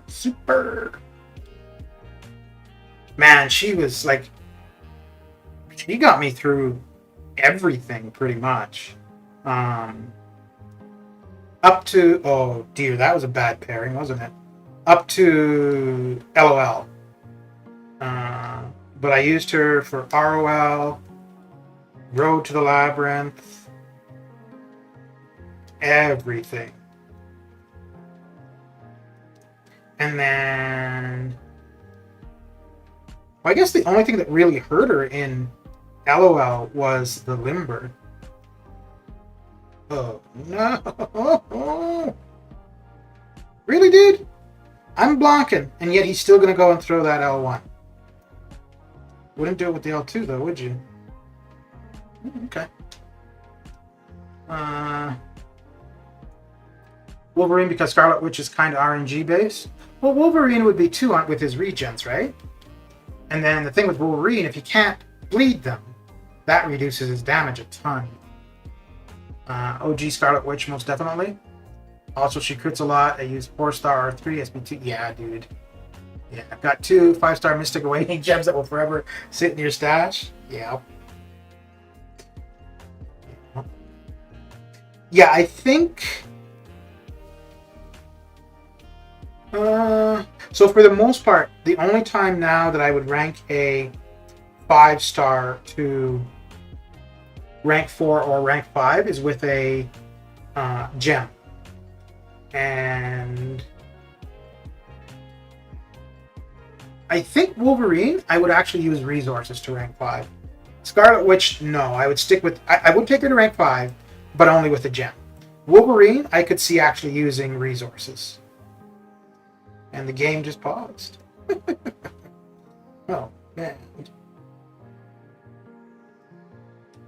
Ugh. Oh, come on, man. Alright, there we go. Bad idea against Apocalypse, both... Yeah. Yep.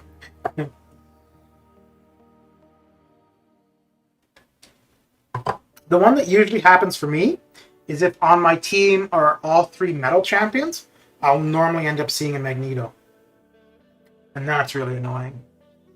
Oh, have you guys seen any of the videos of Domino against the Symbiote Supreme?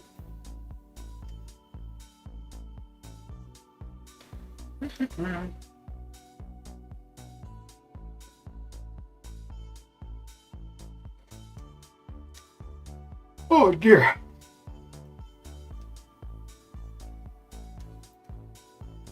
So I think I'm going to get to whatever. I'm at what, 27 now? 26 now? Oh, almost 26. So I'm going to get to 26 million, and then I'm going to switch over to uncollected difficulty for a bit.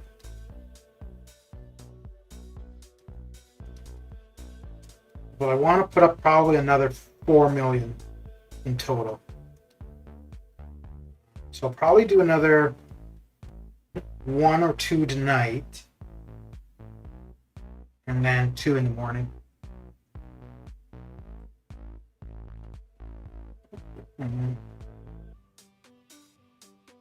But once I get to 26 million, let's see if I can't go to Symbiote Supreme and get him down in one go with Domino. Mr. Forger, how you doing? How is your evening coming along?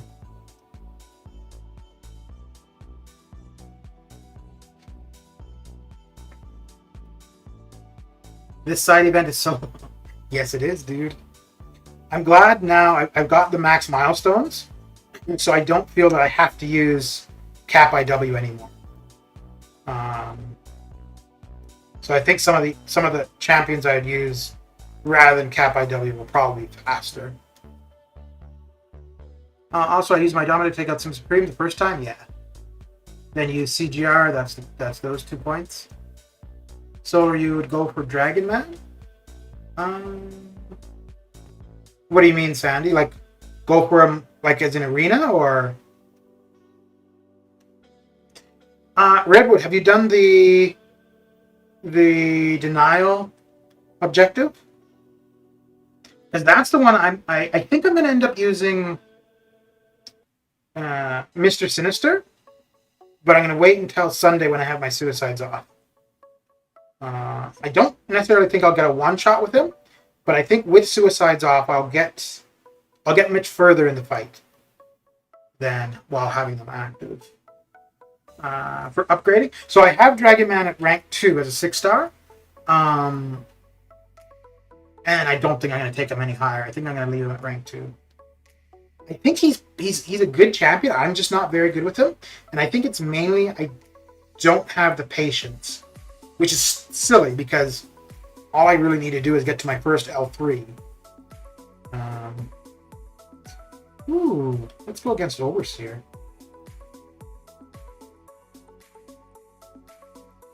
Not sure who to use for denial objective? Yeah. I've been doing the best with Claire, but I don't think...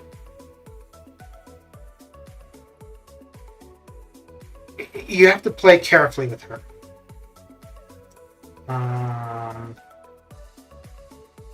I think my best bet is going to be Mr. Sinister.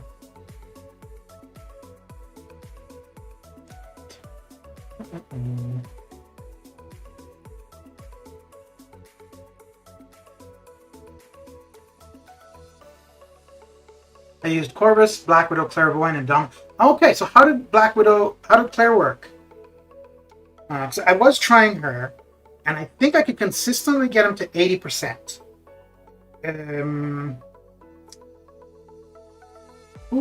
So I used Claire.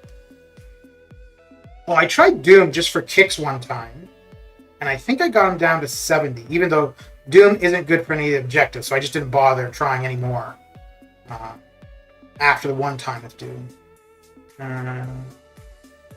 But I think playing it slow, Mr. Sinister is going to be my best bet. Yeah, and I used...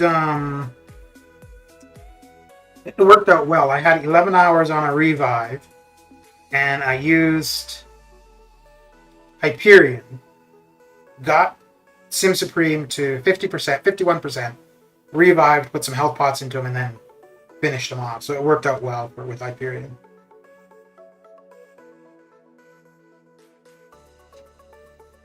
You got to be careful, but Claire does have the damage. Yeah.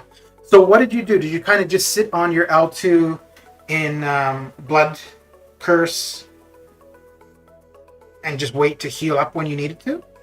Because that's what I was thinking of doing. But my problem is, like I said, I'm just not patient enough to make it work. Well.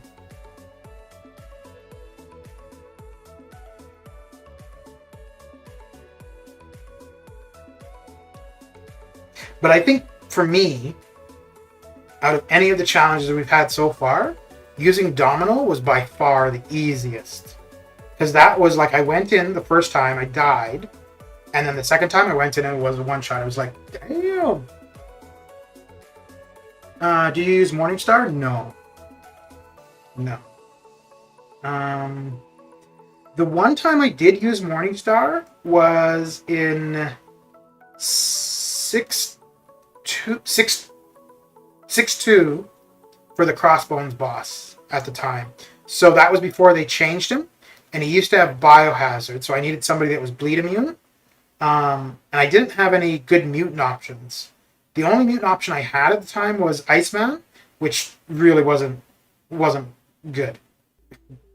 But Morningstar worked really well. Because she would she would copy the Fury and the regen, and then decrease the potency on Crossbones. So although I couldn't get to like an L2 or anything, because I always had the regen, I had the fury, so my regular hits were doing more damage. So she ended up getting me through that. That was probably the most I ever used her. I don't think... No, I never tried her incursions. But I did have a few partners that tried her in incursions. And she worked out quite well for them. Okay, I'm going to be right back, and then we're going to go beat up Sim Supreme with Domino, just to make me feel better. Okay.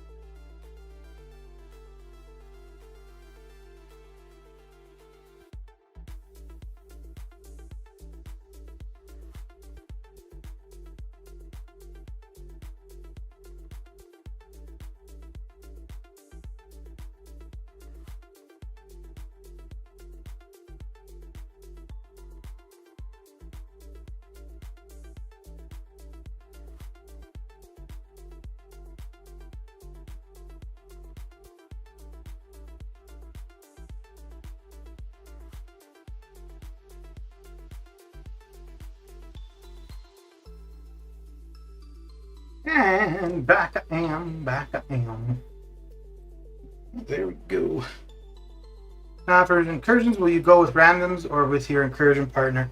Usually, I try to run with the same person as much as possible.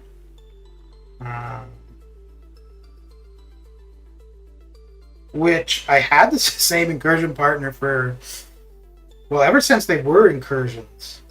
And then he quit the game, and I've run a couple random ones with different people, but I've been running the last few times with the same partner. Okay, so let's see if we can't beat him up with Domino. Domino.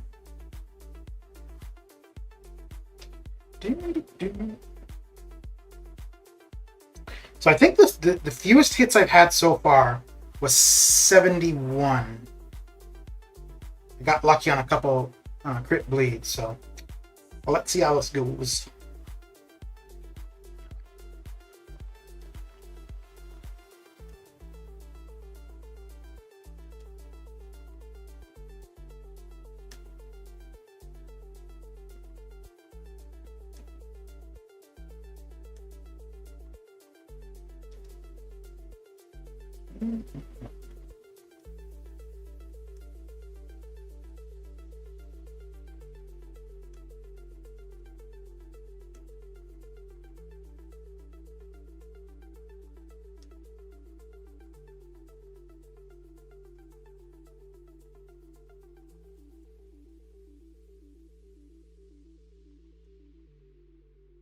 Oh crap, I didn't notice if I had lucky on me or not.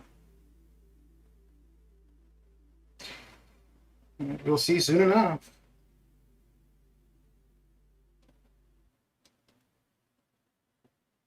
Oh, we got a nice crit bleed, eh? Now, if we could get to our L1 to refresh it, not gonna happen. That would have been nice if it did, though. Oh, crap. That was close.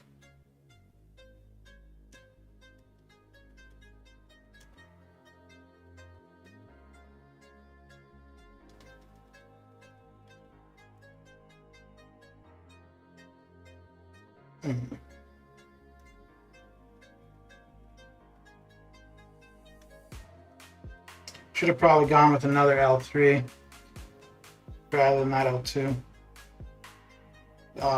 Yeah. Well, so much for that one. Should have gone probably with two L3s. Hey, Mr. Born Raid. How you doing?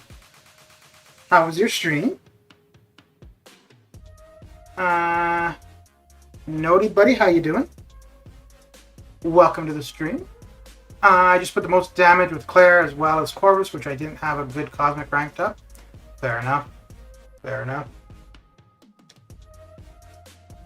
What you got going down, Mr. Bourne? Monsieur Bourne? Let's try this again.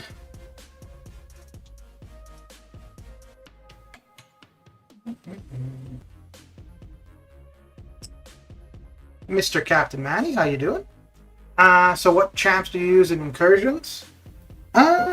Usually between Corvus or Aegon. They're probably my two most frequent that I use. I've used CGR. Actually, the last time I tried Sun Chi, and he wasn't too bad. I've tried Ghost a couple times. I don't think I'd use her too much though. She would, oh, should have been paying attention. She would be okay, but just not necessarily my first option for it. The legendary Half, how you doing? I want to try Morningstar. She's awesome with 5 charges. Yeah, she is.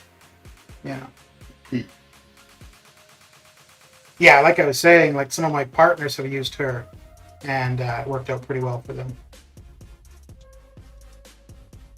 Oh, I'm gonna have to take 2 L2s.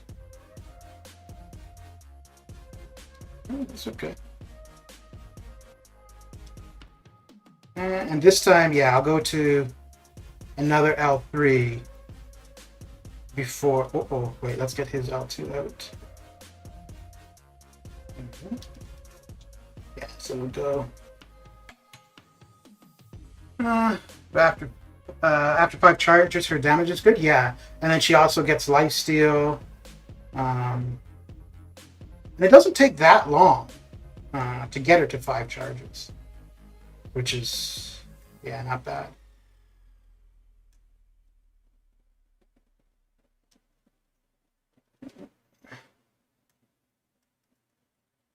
So if we could get a decent crit bleed and then be at an L1. Actually, I'll try that this time.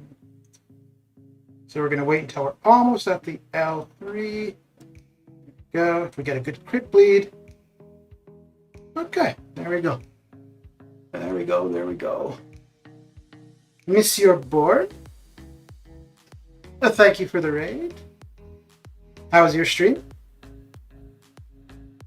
And heavy places power gain. Yeah, and the cool thing with the heavy, so if you're playing against somebody like Hyperion, who has their own power gain, you can use your heavy, you gain a power gain, then he gets his own power gain, and then you replicate it, which is kind of cool. So you end up with 2 power gains on you.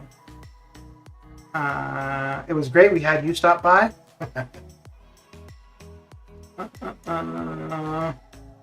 I love Domino, but it's a lot of RNG in this fight. Yeah, absolutely. So I did it with Domino, and I've been going back and forth. So I think for the control one, I think I'm going to end up using Mr. Sinister. But I'm going to wait until Sunday when I have Suicides off, because I'm going to need to use his L2 a ton. And then, yeah, and I don't want to transfer my dots at all. So I need the Suicides off.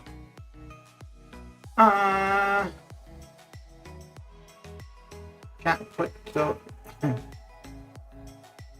This makes me think I need to upgrade Domino to R5. I think she'll at R4. She would probably do the same. Obviously, the damage is going to be more. So the Domino I was just using is an R3. So the damage would be more. If she's awakened in a decent sig, R4 should be fine.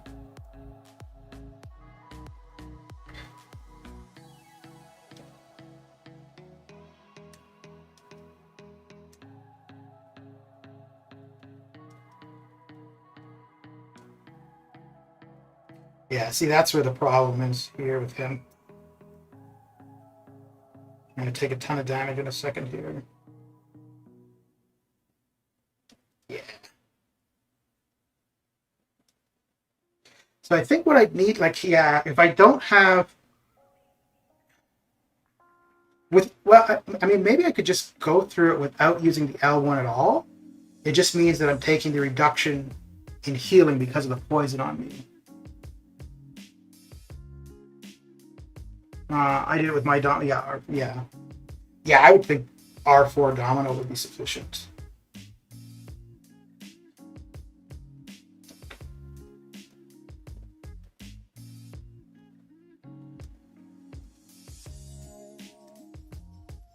Ideally, what I want to do, which he has to play into, but I want to transfer my dots over to him as soon as I can.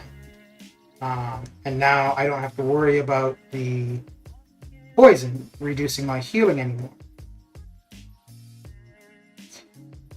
Ugh. And I don't want to do that. Now, see, if I could get to my L2. Oh.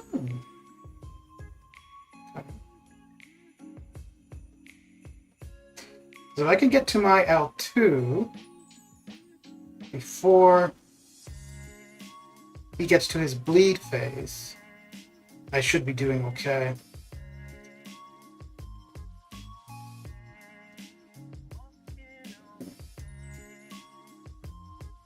Yeah, now I need him to throw his L2.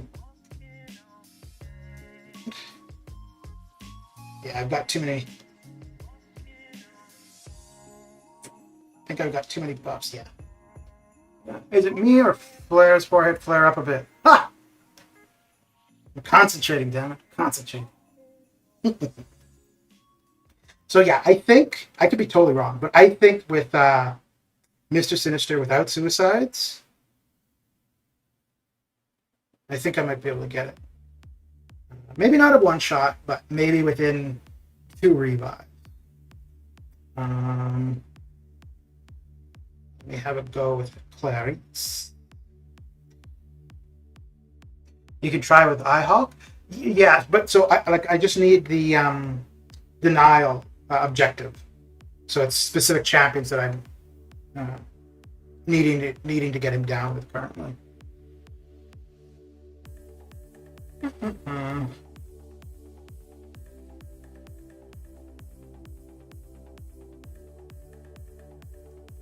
I think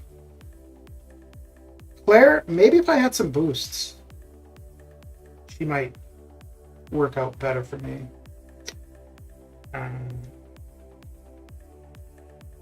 Maybe I'll put an attack boost on after this one. Okay. So I want the placebos to drop off quickly. Quicker. Crap, I'm gonna have to take one.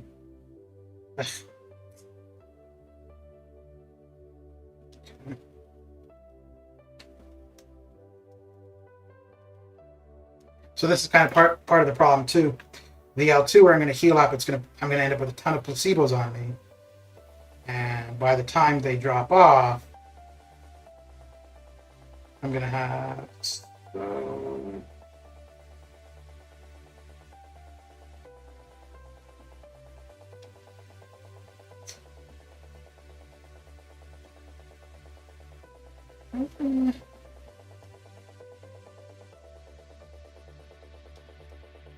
Still gonna have too many.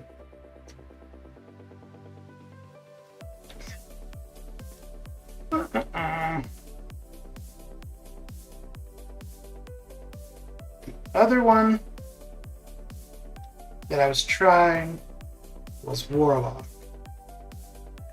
And I think with Warlock though, the only special I can throw is my L3. And unfortunately, without using the L2, I'm just not going to do very much damage.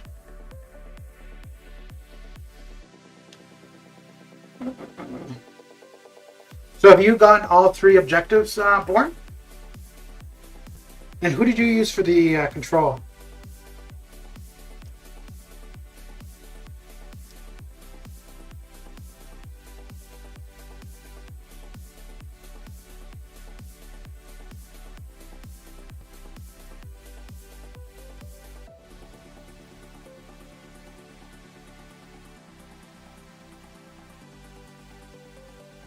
Yeah, the issue with Warlock is going to be so slow.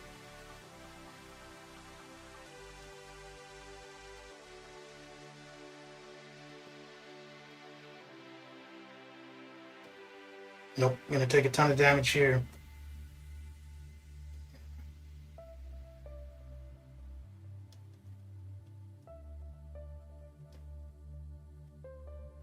Ooh. Okay. You use Warlock? Okay. I think 631 Yellow Jacket is bugged. Why is that, Eric? Wait, 631. Are you trying to do one of the Karina challenges with Loki? Used all the free revives for all 3 bosses? Okay. Yeah, I'm gonna need to use probably at least 2 revives. Well, actually, wait. Let me try this one more time with Mr. Sinister, and I'm just not going to use my L1. I'm gonna just try some timing with the L2 and see. Yeah, I think the 5-star is going to have to be the way to go. Go Fire with Claire, you might need to revive, but it's way quicker. Yeah.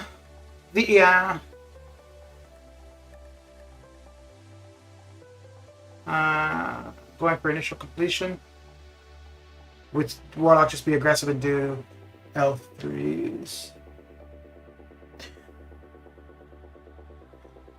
Yeah.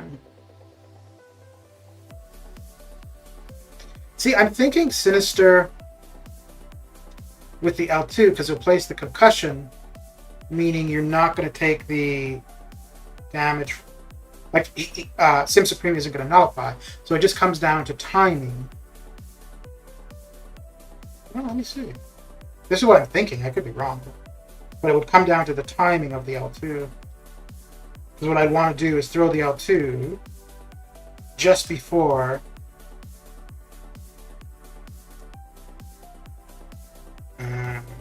yeah, I don't know. Because that also means having to control my power.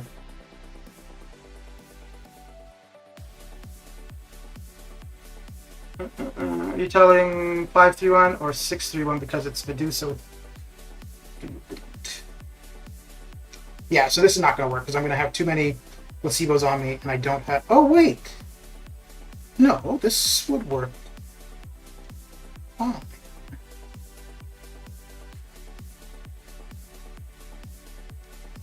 Oh, so maybe what I want to do, because that stopped him from changing phases. So maybe what I want to do is just cycle L3s. Without him doing that nonsense. Gee. Oh, what happened? I just stopped moving.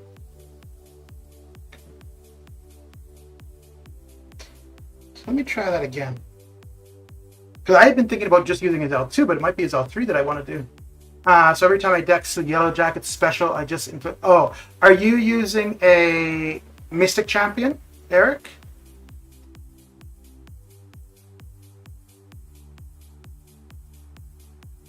Because if you're using a Mystic Champion, just as soon as the L1 activates, it will Power Sting will get applied to you. But I think it's only Mystics that happens. Yeah. So if you were using somebody other than a Mystic, it would have to hit you. Because that was one of the issues with the Karina challenge. You had the I think it's the 5-4. Yeah, I think it's a 5-4 where you have to take on the Ultron. And to start out, you have the option to either take Electro or Yellow Jacket. But if you take Yellow Jacket, because Loki's a Mystic, every time he triggers the L1, you get the Power Sting on you. And it sucks. It sucks.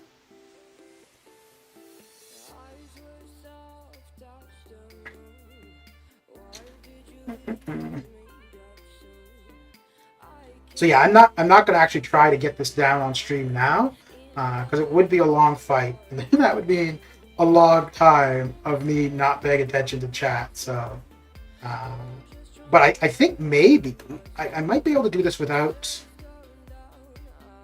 taking suicides off if I just use the L3.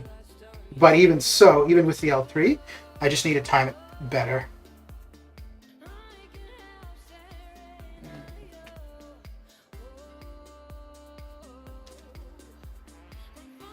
Yeah, see now, if I get it off here, I don't think I'm going to take the damage when he switches phase. No, he shouldn't switch phases now.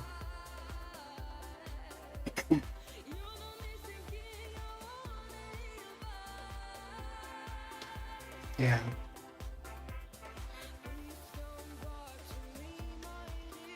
So all I need to do...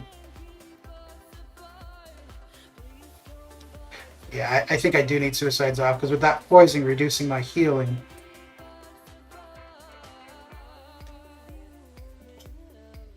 Oh, man. That sucks.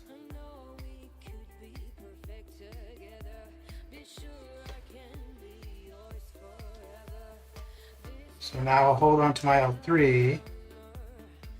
Oh, come on, man. 12. I can do it anytime then.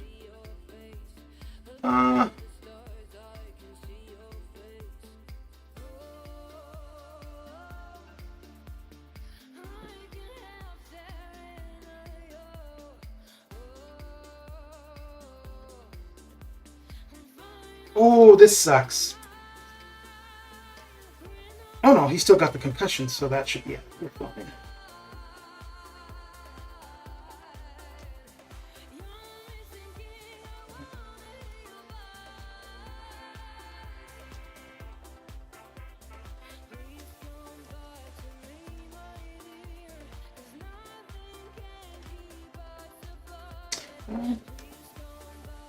I don't know if using the 6-star would be any better, because I'm going to have more damage with the R5.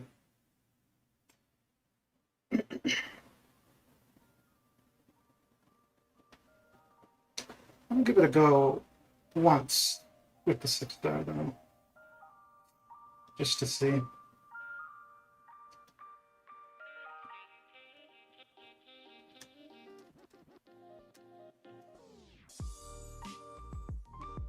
Yeah, without that poison on me. Okay, let's try it with the 6-star.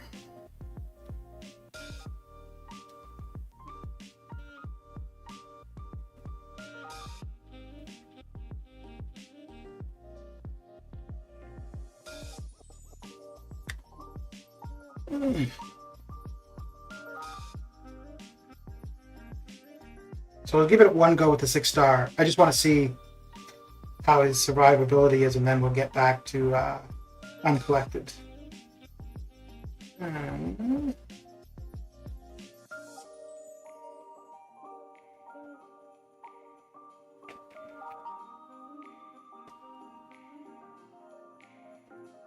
Maybe with an attack boost too.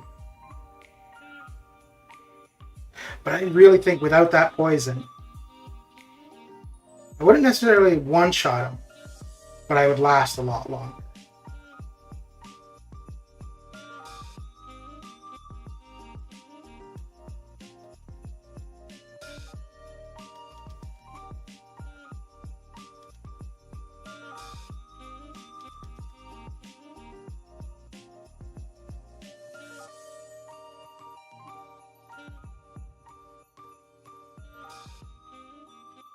Yeah, the damage just is not happening.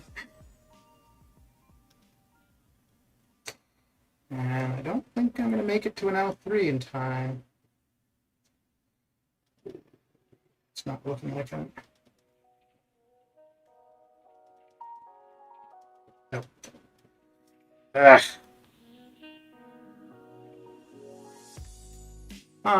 What is the use of his persistent charge, Mr. Sinister Solar? So, each fight you win against a certain class, he gets a benefit. Each class, I don't remember what it is in particular off the top of my head, but I think you can get 3 charges per class, and it just enhances his abilities as you go. So you have to win a fight to get the charge, which obviously in this case it's just one fight, so you never get to build him up here.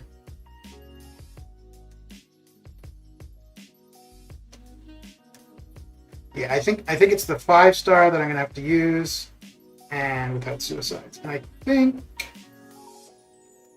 might be a one-shot. It would be long though. I need to get to the L3. Okay. Done the cap event. Time to breathe the side quest with my R3s. Yeah, dude. I feel the same way. I got the final milestone yesterday, I think. And I'm like, yes, I can use champions who are not Captain America.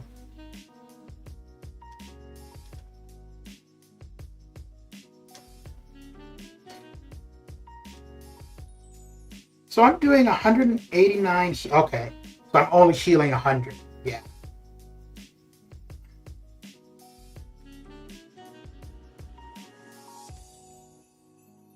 Think about it.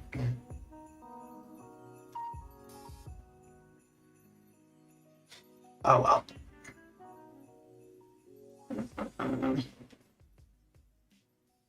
Okay, so let's go and get some uncollected done. Okay.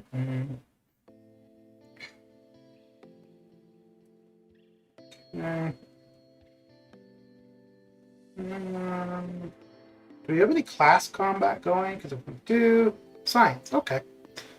So we'll use science champions for it. Trying to get away from using Cap IW. Next thing you know, it's science champions. Oh shit.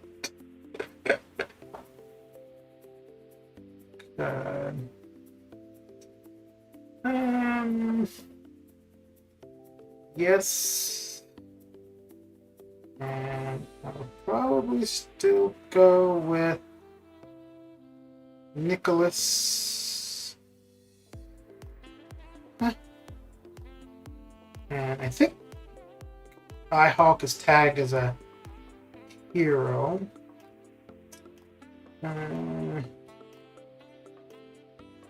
Start a fight.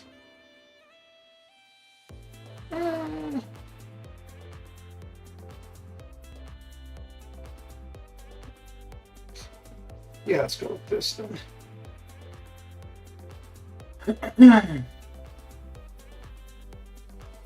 Trying to finish these damn side quests. How many entries do you have, Forger? I think being Cav is better by seeing you. It's too hard for Thronebreaker players. No, I'm a bad gauge to go off of. You're talking about for the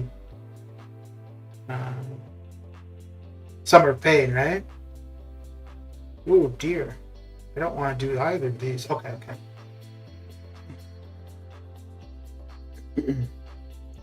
Wait, what are you talking about? Didn't you see the fight with Domino? That was a quick one shot. What are you talking about? I like these challenges though. Well, like for example, when I don't know who it was, but was asking if there was any champion I'd want to see buffed, and like I said, I don't really care, but I would like to see a damage increase to Mr. Sinister. But like his abilities, what he brings to the table is pretty damn good. 4 keys now, 18 when I started. Damn, dude. Okay, so we're gonna use I-Hulk for the rest of these, I think. Let's see. Okay. Go away. Go away.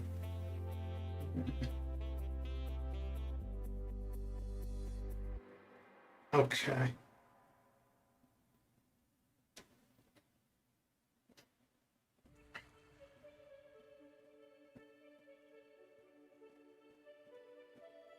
But yeah, I didn't realize See, I was thinking for Mr. Sinister's. Oh, I'm gonna relog.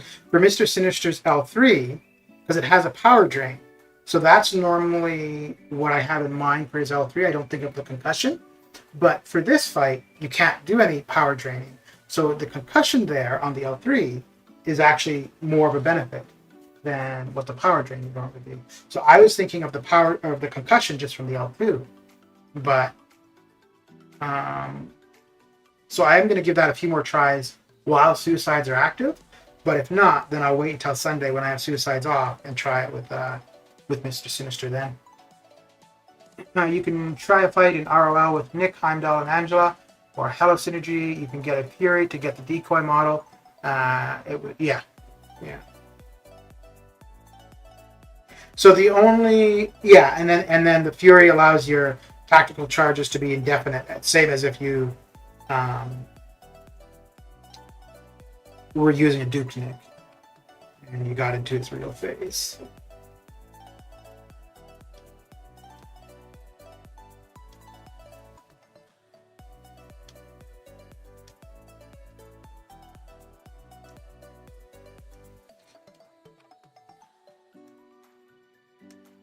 So this is the only issue for me with iHawk, is he's a little bit slow because you got to kind of ramp him up. But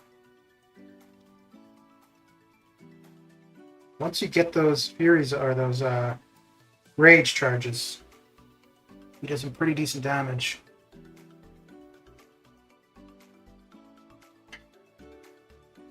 Another one that wouldn't be a bad option for this, where I'm trying to get points with Science Champions, would be Invisible Woman.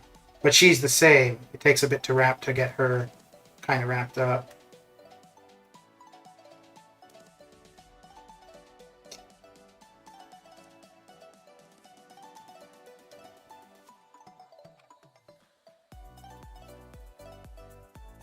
I didn't get to stun him.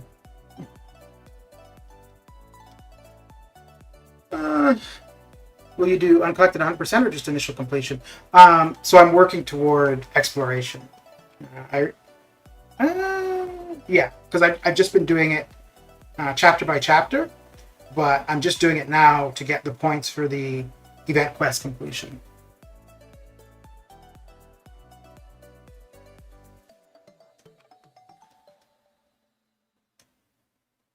So usually for the monthly EQ, I try to run it only when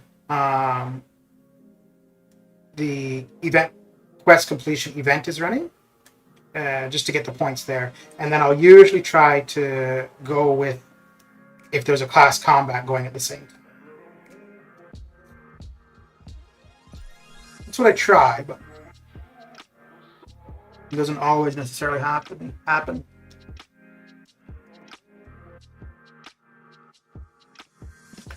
Holy crap, it's 11:30. Okay.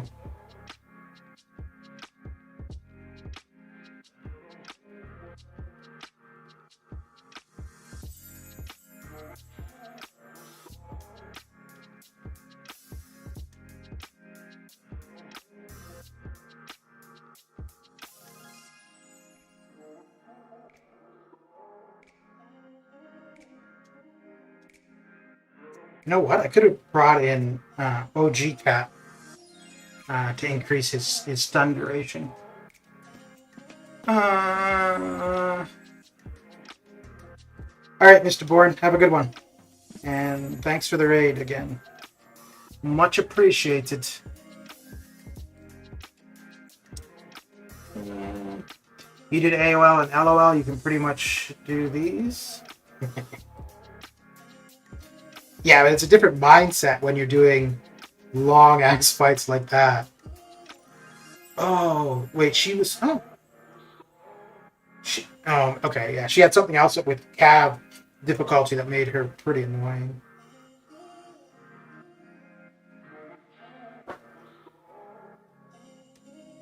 But yeah, have a good one, Mr. Bourne.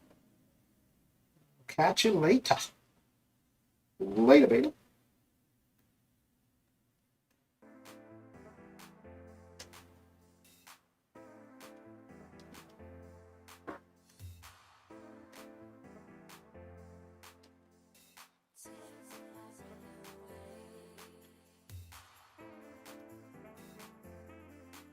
Oh! I thought I dashed back too soon there. But it worked out okay. It worked out okay.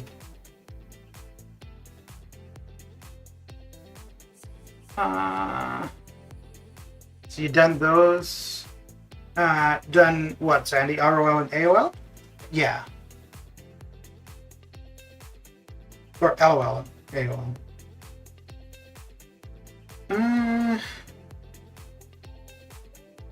I don't know if he's going to be annoying on Uncollected.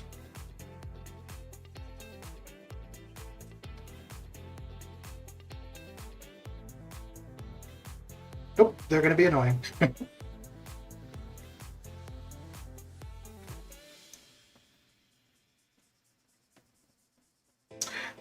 Yeah, the rewards are pretty good. The LOL rewards aren't really as relevant as they were initially, but they're still not bad. It's a good source of T4CC and T2A if you need either of those.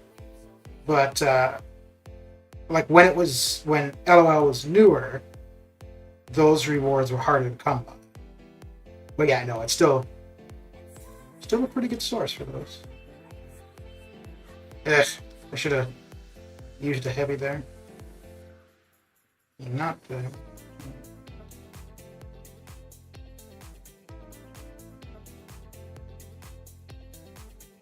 Ooh, I need his L2. There we go. I don't really want to use my L3. Oh, well, no, I do, because that will knock him down. What class did you choose for the Abyss Nexus from AOL? I went with Tech, and I was mainly hoping for Warlock. Unfortunately, he was not one of the options. But I ended up choosing Gilly 29, which worked out not too bad. I don't use her a ton, but I do use her sometimes. I do like using her.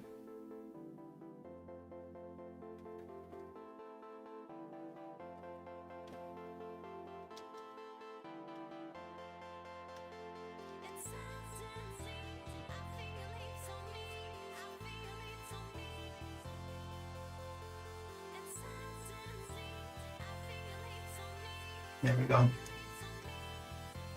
Be careful, that red ones on you will reduce the ability. Yeah. Yeah, I think I want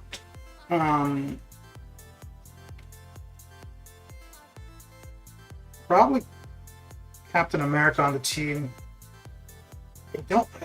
Yeah, because it will increase the duration of my stuns. Yeah, it will increase the duration of my stuns, and then if I were to lose Hulk, it would be another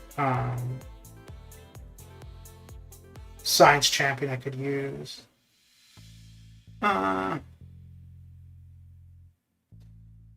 You're different, bro. Everyone went for Doom, you went for Warlock, and went for Havoc? You went for Havoc?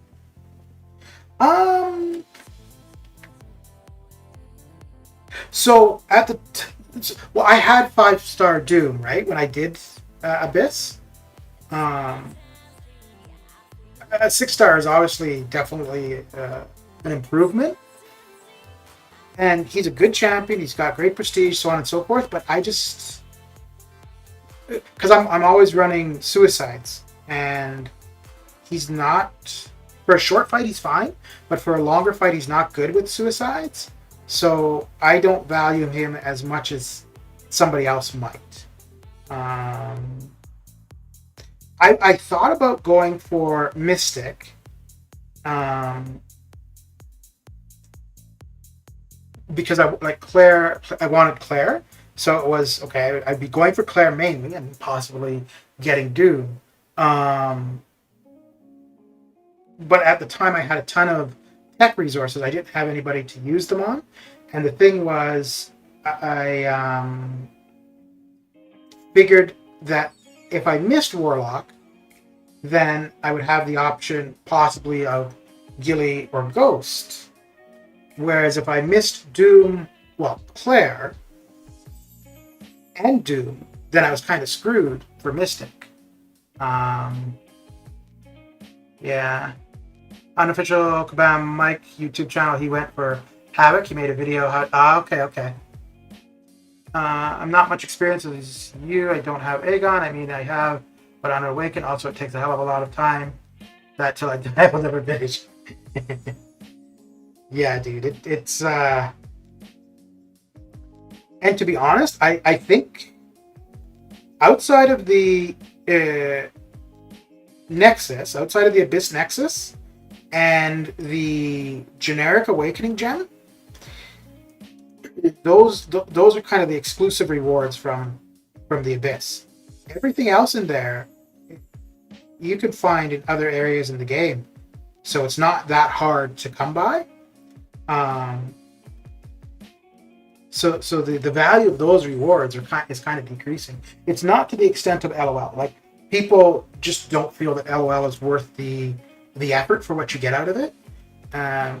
It's there are people that are feeling that way about Abyss, because to run a lane in Abyss, you're looking 6 to 8 hours at least. So that's a long time to be working on one thing. And yeah, if you don't have like a suitable team, it can be very costly. It can be costly even with a suitable team. So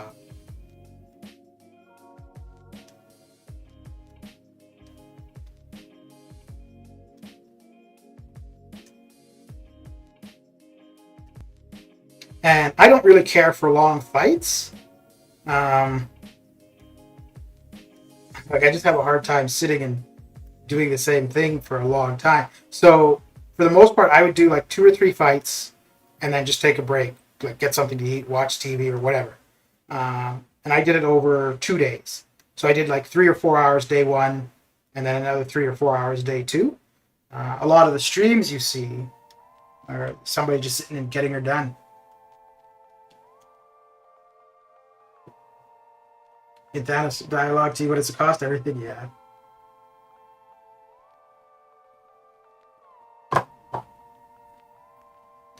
Barrowman doing Abyss with Hela. It's OP.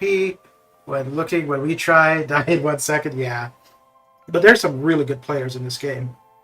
And yeah, they make things look really easy.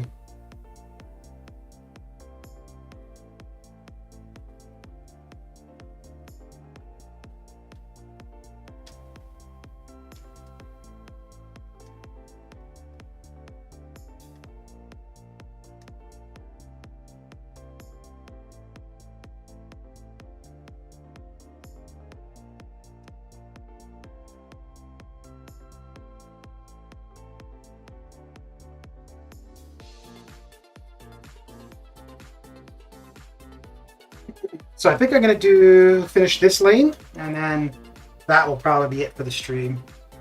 Because that will be 2.5 hours. So even tried with Groot, but couldn't succeed for the first time. Well, Groot is pretty... yeah, he's really not going to be the option for anything. Oh, wait, which one is this? Oh. I was thinking this was Killmonger. I gotta be careful not to be blocking, or not to be parrying anyways.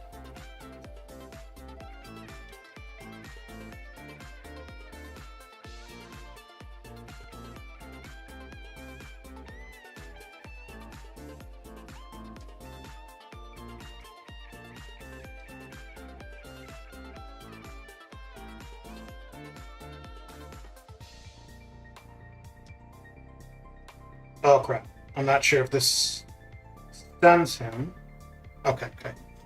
Yeah, I wasn't sure if that was going to come back to me. You can make a list of tiers like Beyond God tier, useful, useless, meme, or trash. Like that, it would be useful to players like me. Oh, dude, there's tons of lists like that out there, and it's all specific to the person who's making that list.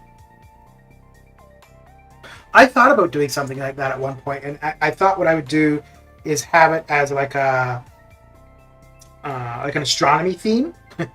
So like there'd be like a supernova tier, which would be, you know, like the best or whatever, and then the worst would be like the black hole tier. Like you just throw your resources into them and they just disappear. You get no use out of them.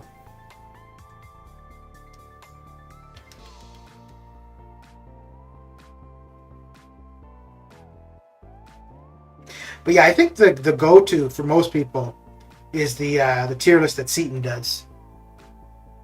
There's a couple others, but they haven't been doing them as long, and I don't know how consistent. I don't think they're as consistent about it as Seaton. But yeah, Seaton's pretty consistent. Like I think every month he updates his. Which makes sense, because every month we've got new champions and updated champions, so...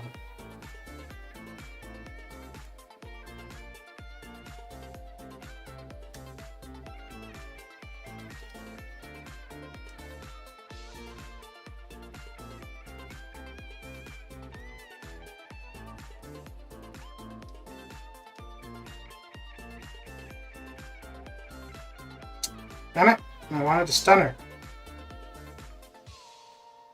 Maybe this time? Oh, that sucks. Yeah, I was figuring that might happen with her critical failure. So then my immortality didn't trigger. Oh, man, that sucks. Oh. Ronan got buffs, but do you know what they changed? I don't think anybody does. I don't even know if Kabam knows what they changed for Ronan. Because it was pretty insignificant.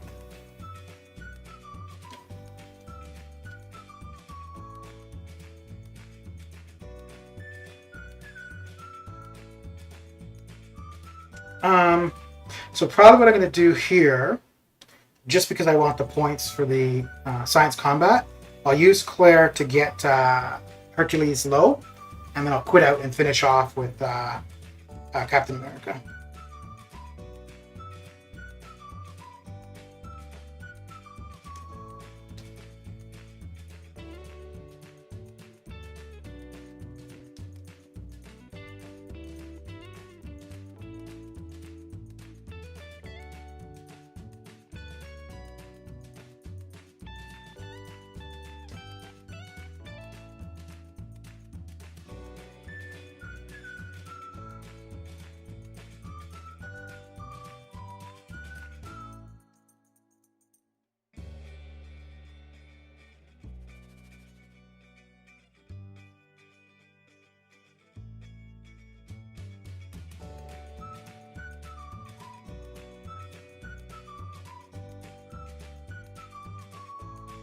So,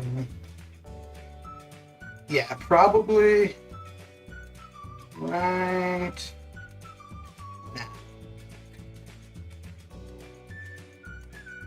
now. Is Psycho Man any good? I don't think so.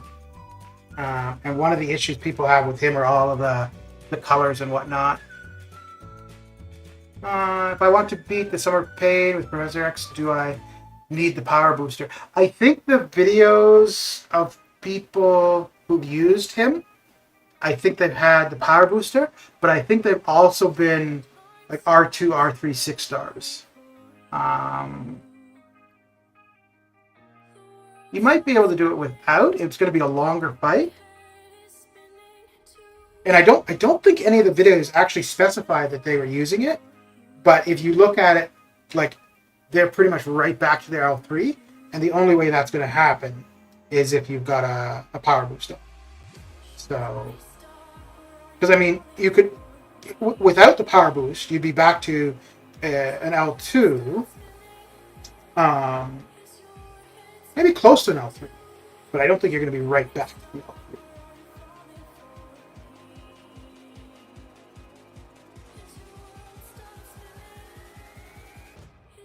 So I tried it. Oh, damn. I tried it a couple times with... Oh, you son of a gun! No! There we go. I tried it a couple times with Professor X, and I haven't played him much, But yeah, I would have needed a power boost. Oh, he's only R1, but I would have needed a power boost to get through it.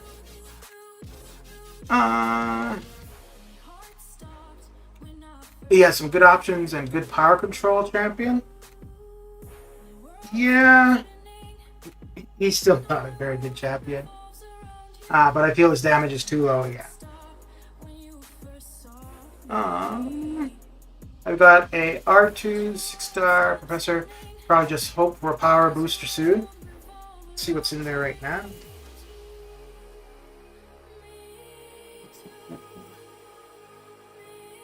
Well, you've got the special boost. Ooh, if you don't already have the special boost, you might want to grab that, the one that's in there currently, because then that will increase his special 3 and 2 damage. And then when you see the power boost, pick that up, and then run the 2 of them, and that would probably be your best bet.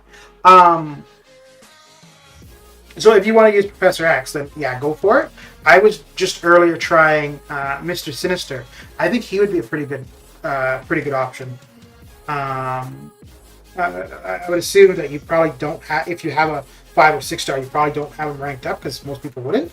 But if you basically just cycle his L3, it's going to prevent the nullify on you.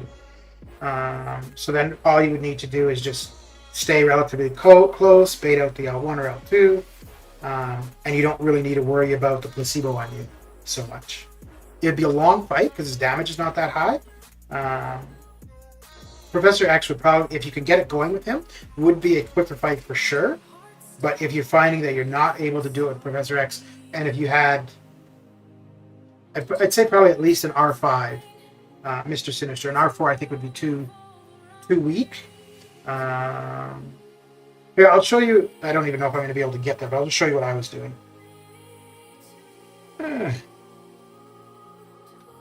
Let's see. Because I think I was getting him down to about 60% maybe. I have 900,000. I don't know what to do with the loyalty. They need to give something like energy refill or something like that. Buying that Unstoppable Colossus is the most useless thing I've done in my life. Yeah. If you do arena,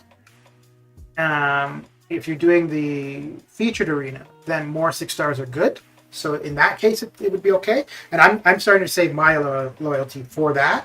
Not because I want him, but I'm going to save my loyalty. So if I get to a point where I've got uneven arena teams, then there's easy access to a new 6 star. That's the only reason, or the only time I'm going to buy him.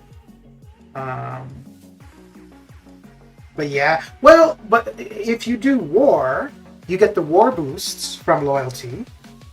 You get the special and power boost from loyalty. But yeah, there is not a ton that you can get from loyalty. So yeah, so what you want to do is just get to your L3, but you're going to only use your L3 when he's in his, I think it's Set's Fang phase. Yeah, so here. So in this phase here is when you want to be using your L3, because it will place a concussion on him, decreasing his ability accuracy. I don't think I'm going to get to my L3. Okay, cool. So normally, without this concussion, this phase, he would switch phases, and then I would take damage because of the buff on me, the placebo. But because of the concussion on him, it won't trigger. So, which means I'm safe now. I don't have to worry about having that placebo on me. And with the L3, it's a long-lasting concussion. So, and I'm just going to, same thing, cycle back when he gets that phase again. Throw my L3 if I've got it. Yeah. And just rotate that, avoid his L2.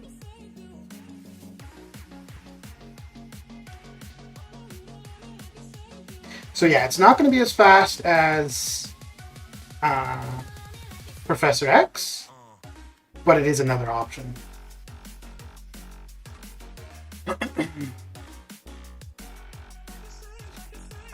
So they might work with the concussion, but they don't give you the objective though.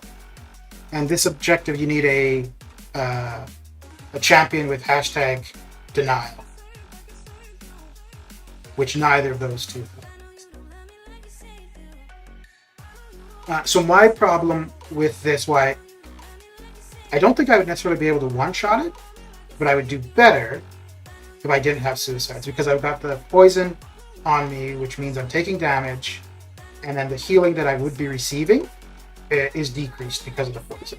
So I think without suicides, this would probably be one or two revives for me.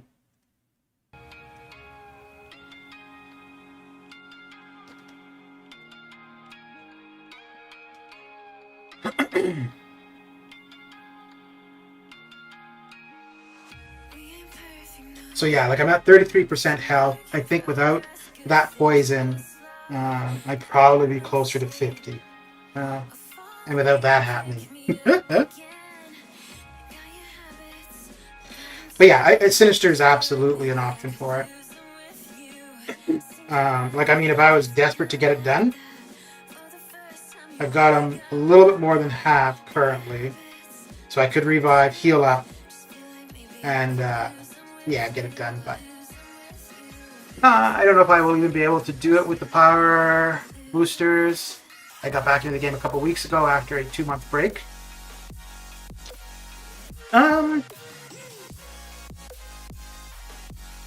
Yeah, well, for Professor X, like, that's how you're going to be able to just repeatedly throw L3s, is with that, the power booster and the... actually, you know what? Let me see. Because if I have... see, I'm just thinking right now for me, with Sinister... Because that will bring me... Well, my problem isn't necessarily cycling L3s, because I'm getting to my L3 by the time I need to. My problem is I'm not able to heal him. So yeah, the power booster for me wouldn't really be of a big benefit. Okay. A rank 1 professor, yeah. Only 2 champs can do... who are all Guardian and Torch. Maybe Torch can go 1 revive, but Guardian can easily defeat him. Yeah, but Torch and Guardian don't give you any of the objectives, of the solo objectives. So Domino, easy one-shot. I don't know if I tried Hyperion on this stream, but he was the other one that I've used so far.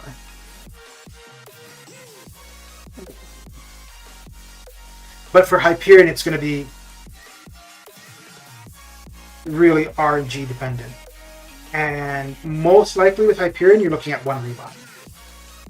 Just because of the Set's Fang, when he changes phases, you're going to take the damages you got plus on you. And there's nothing you can really do about that. So basically what you end up with the Hyperion is you're just trying to get him down as much as you can. Yeah, I don't want my L3, which unfortunately, that's what's going to happen.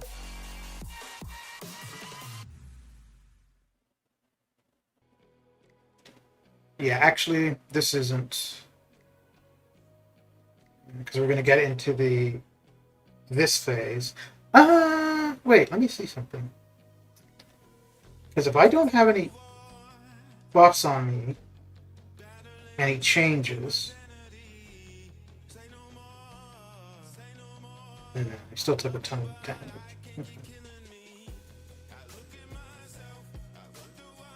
So I'm gonna go to bed. It was good talking to you. Alright, dude. Thanks for coming by and saying hi. Is Hype in 6-star? No. He is one of the few champions who's not available to 6-star.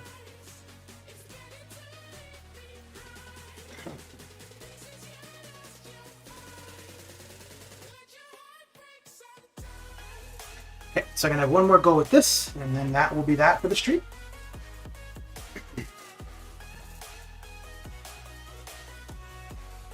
So what you want to do with Hyperion, though, is get into a good rotation with your L2. And if you're able to get into a stun lock, you're going to... Ugh. Let's try to get that L2. Trying to get into a stun lock, but...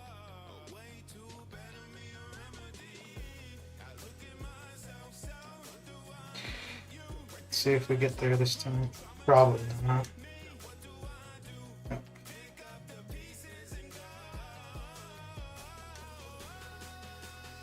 Nope, that is definitely not going to happen. Alright. Well, that is it for me. Thanks for coming and hanging out. Mr. Bourne, thank you for the raid. Sandy, good chatting with you. And I will catch you guys later. Take care.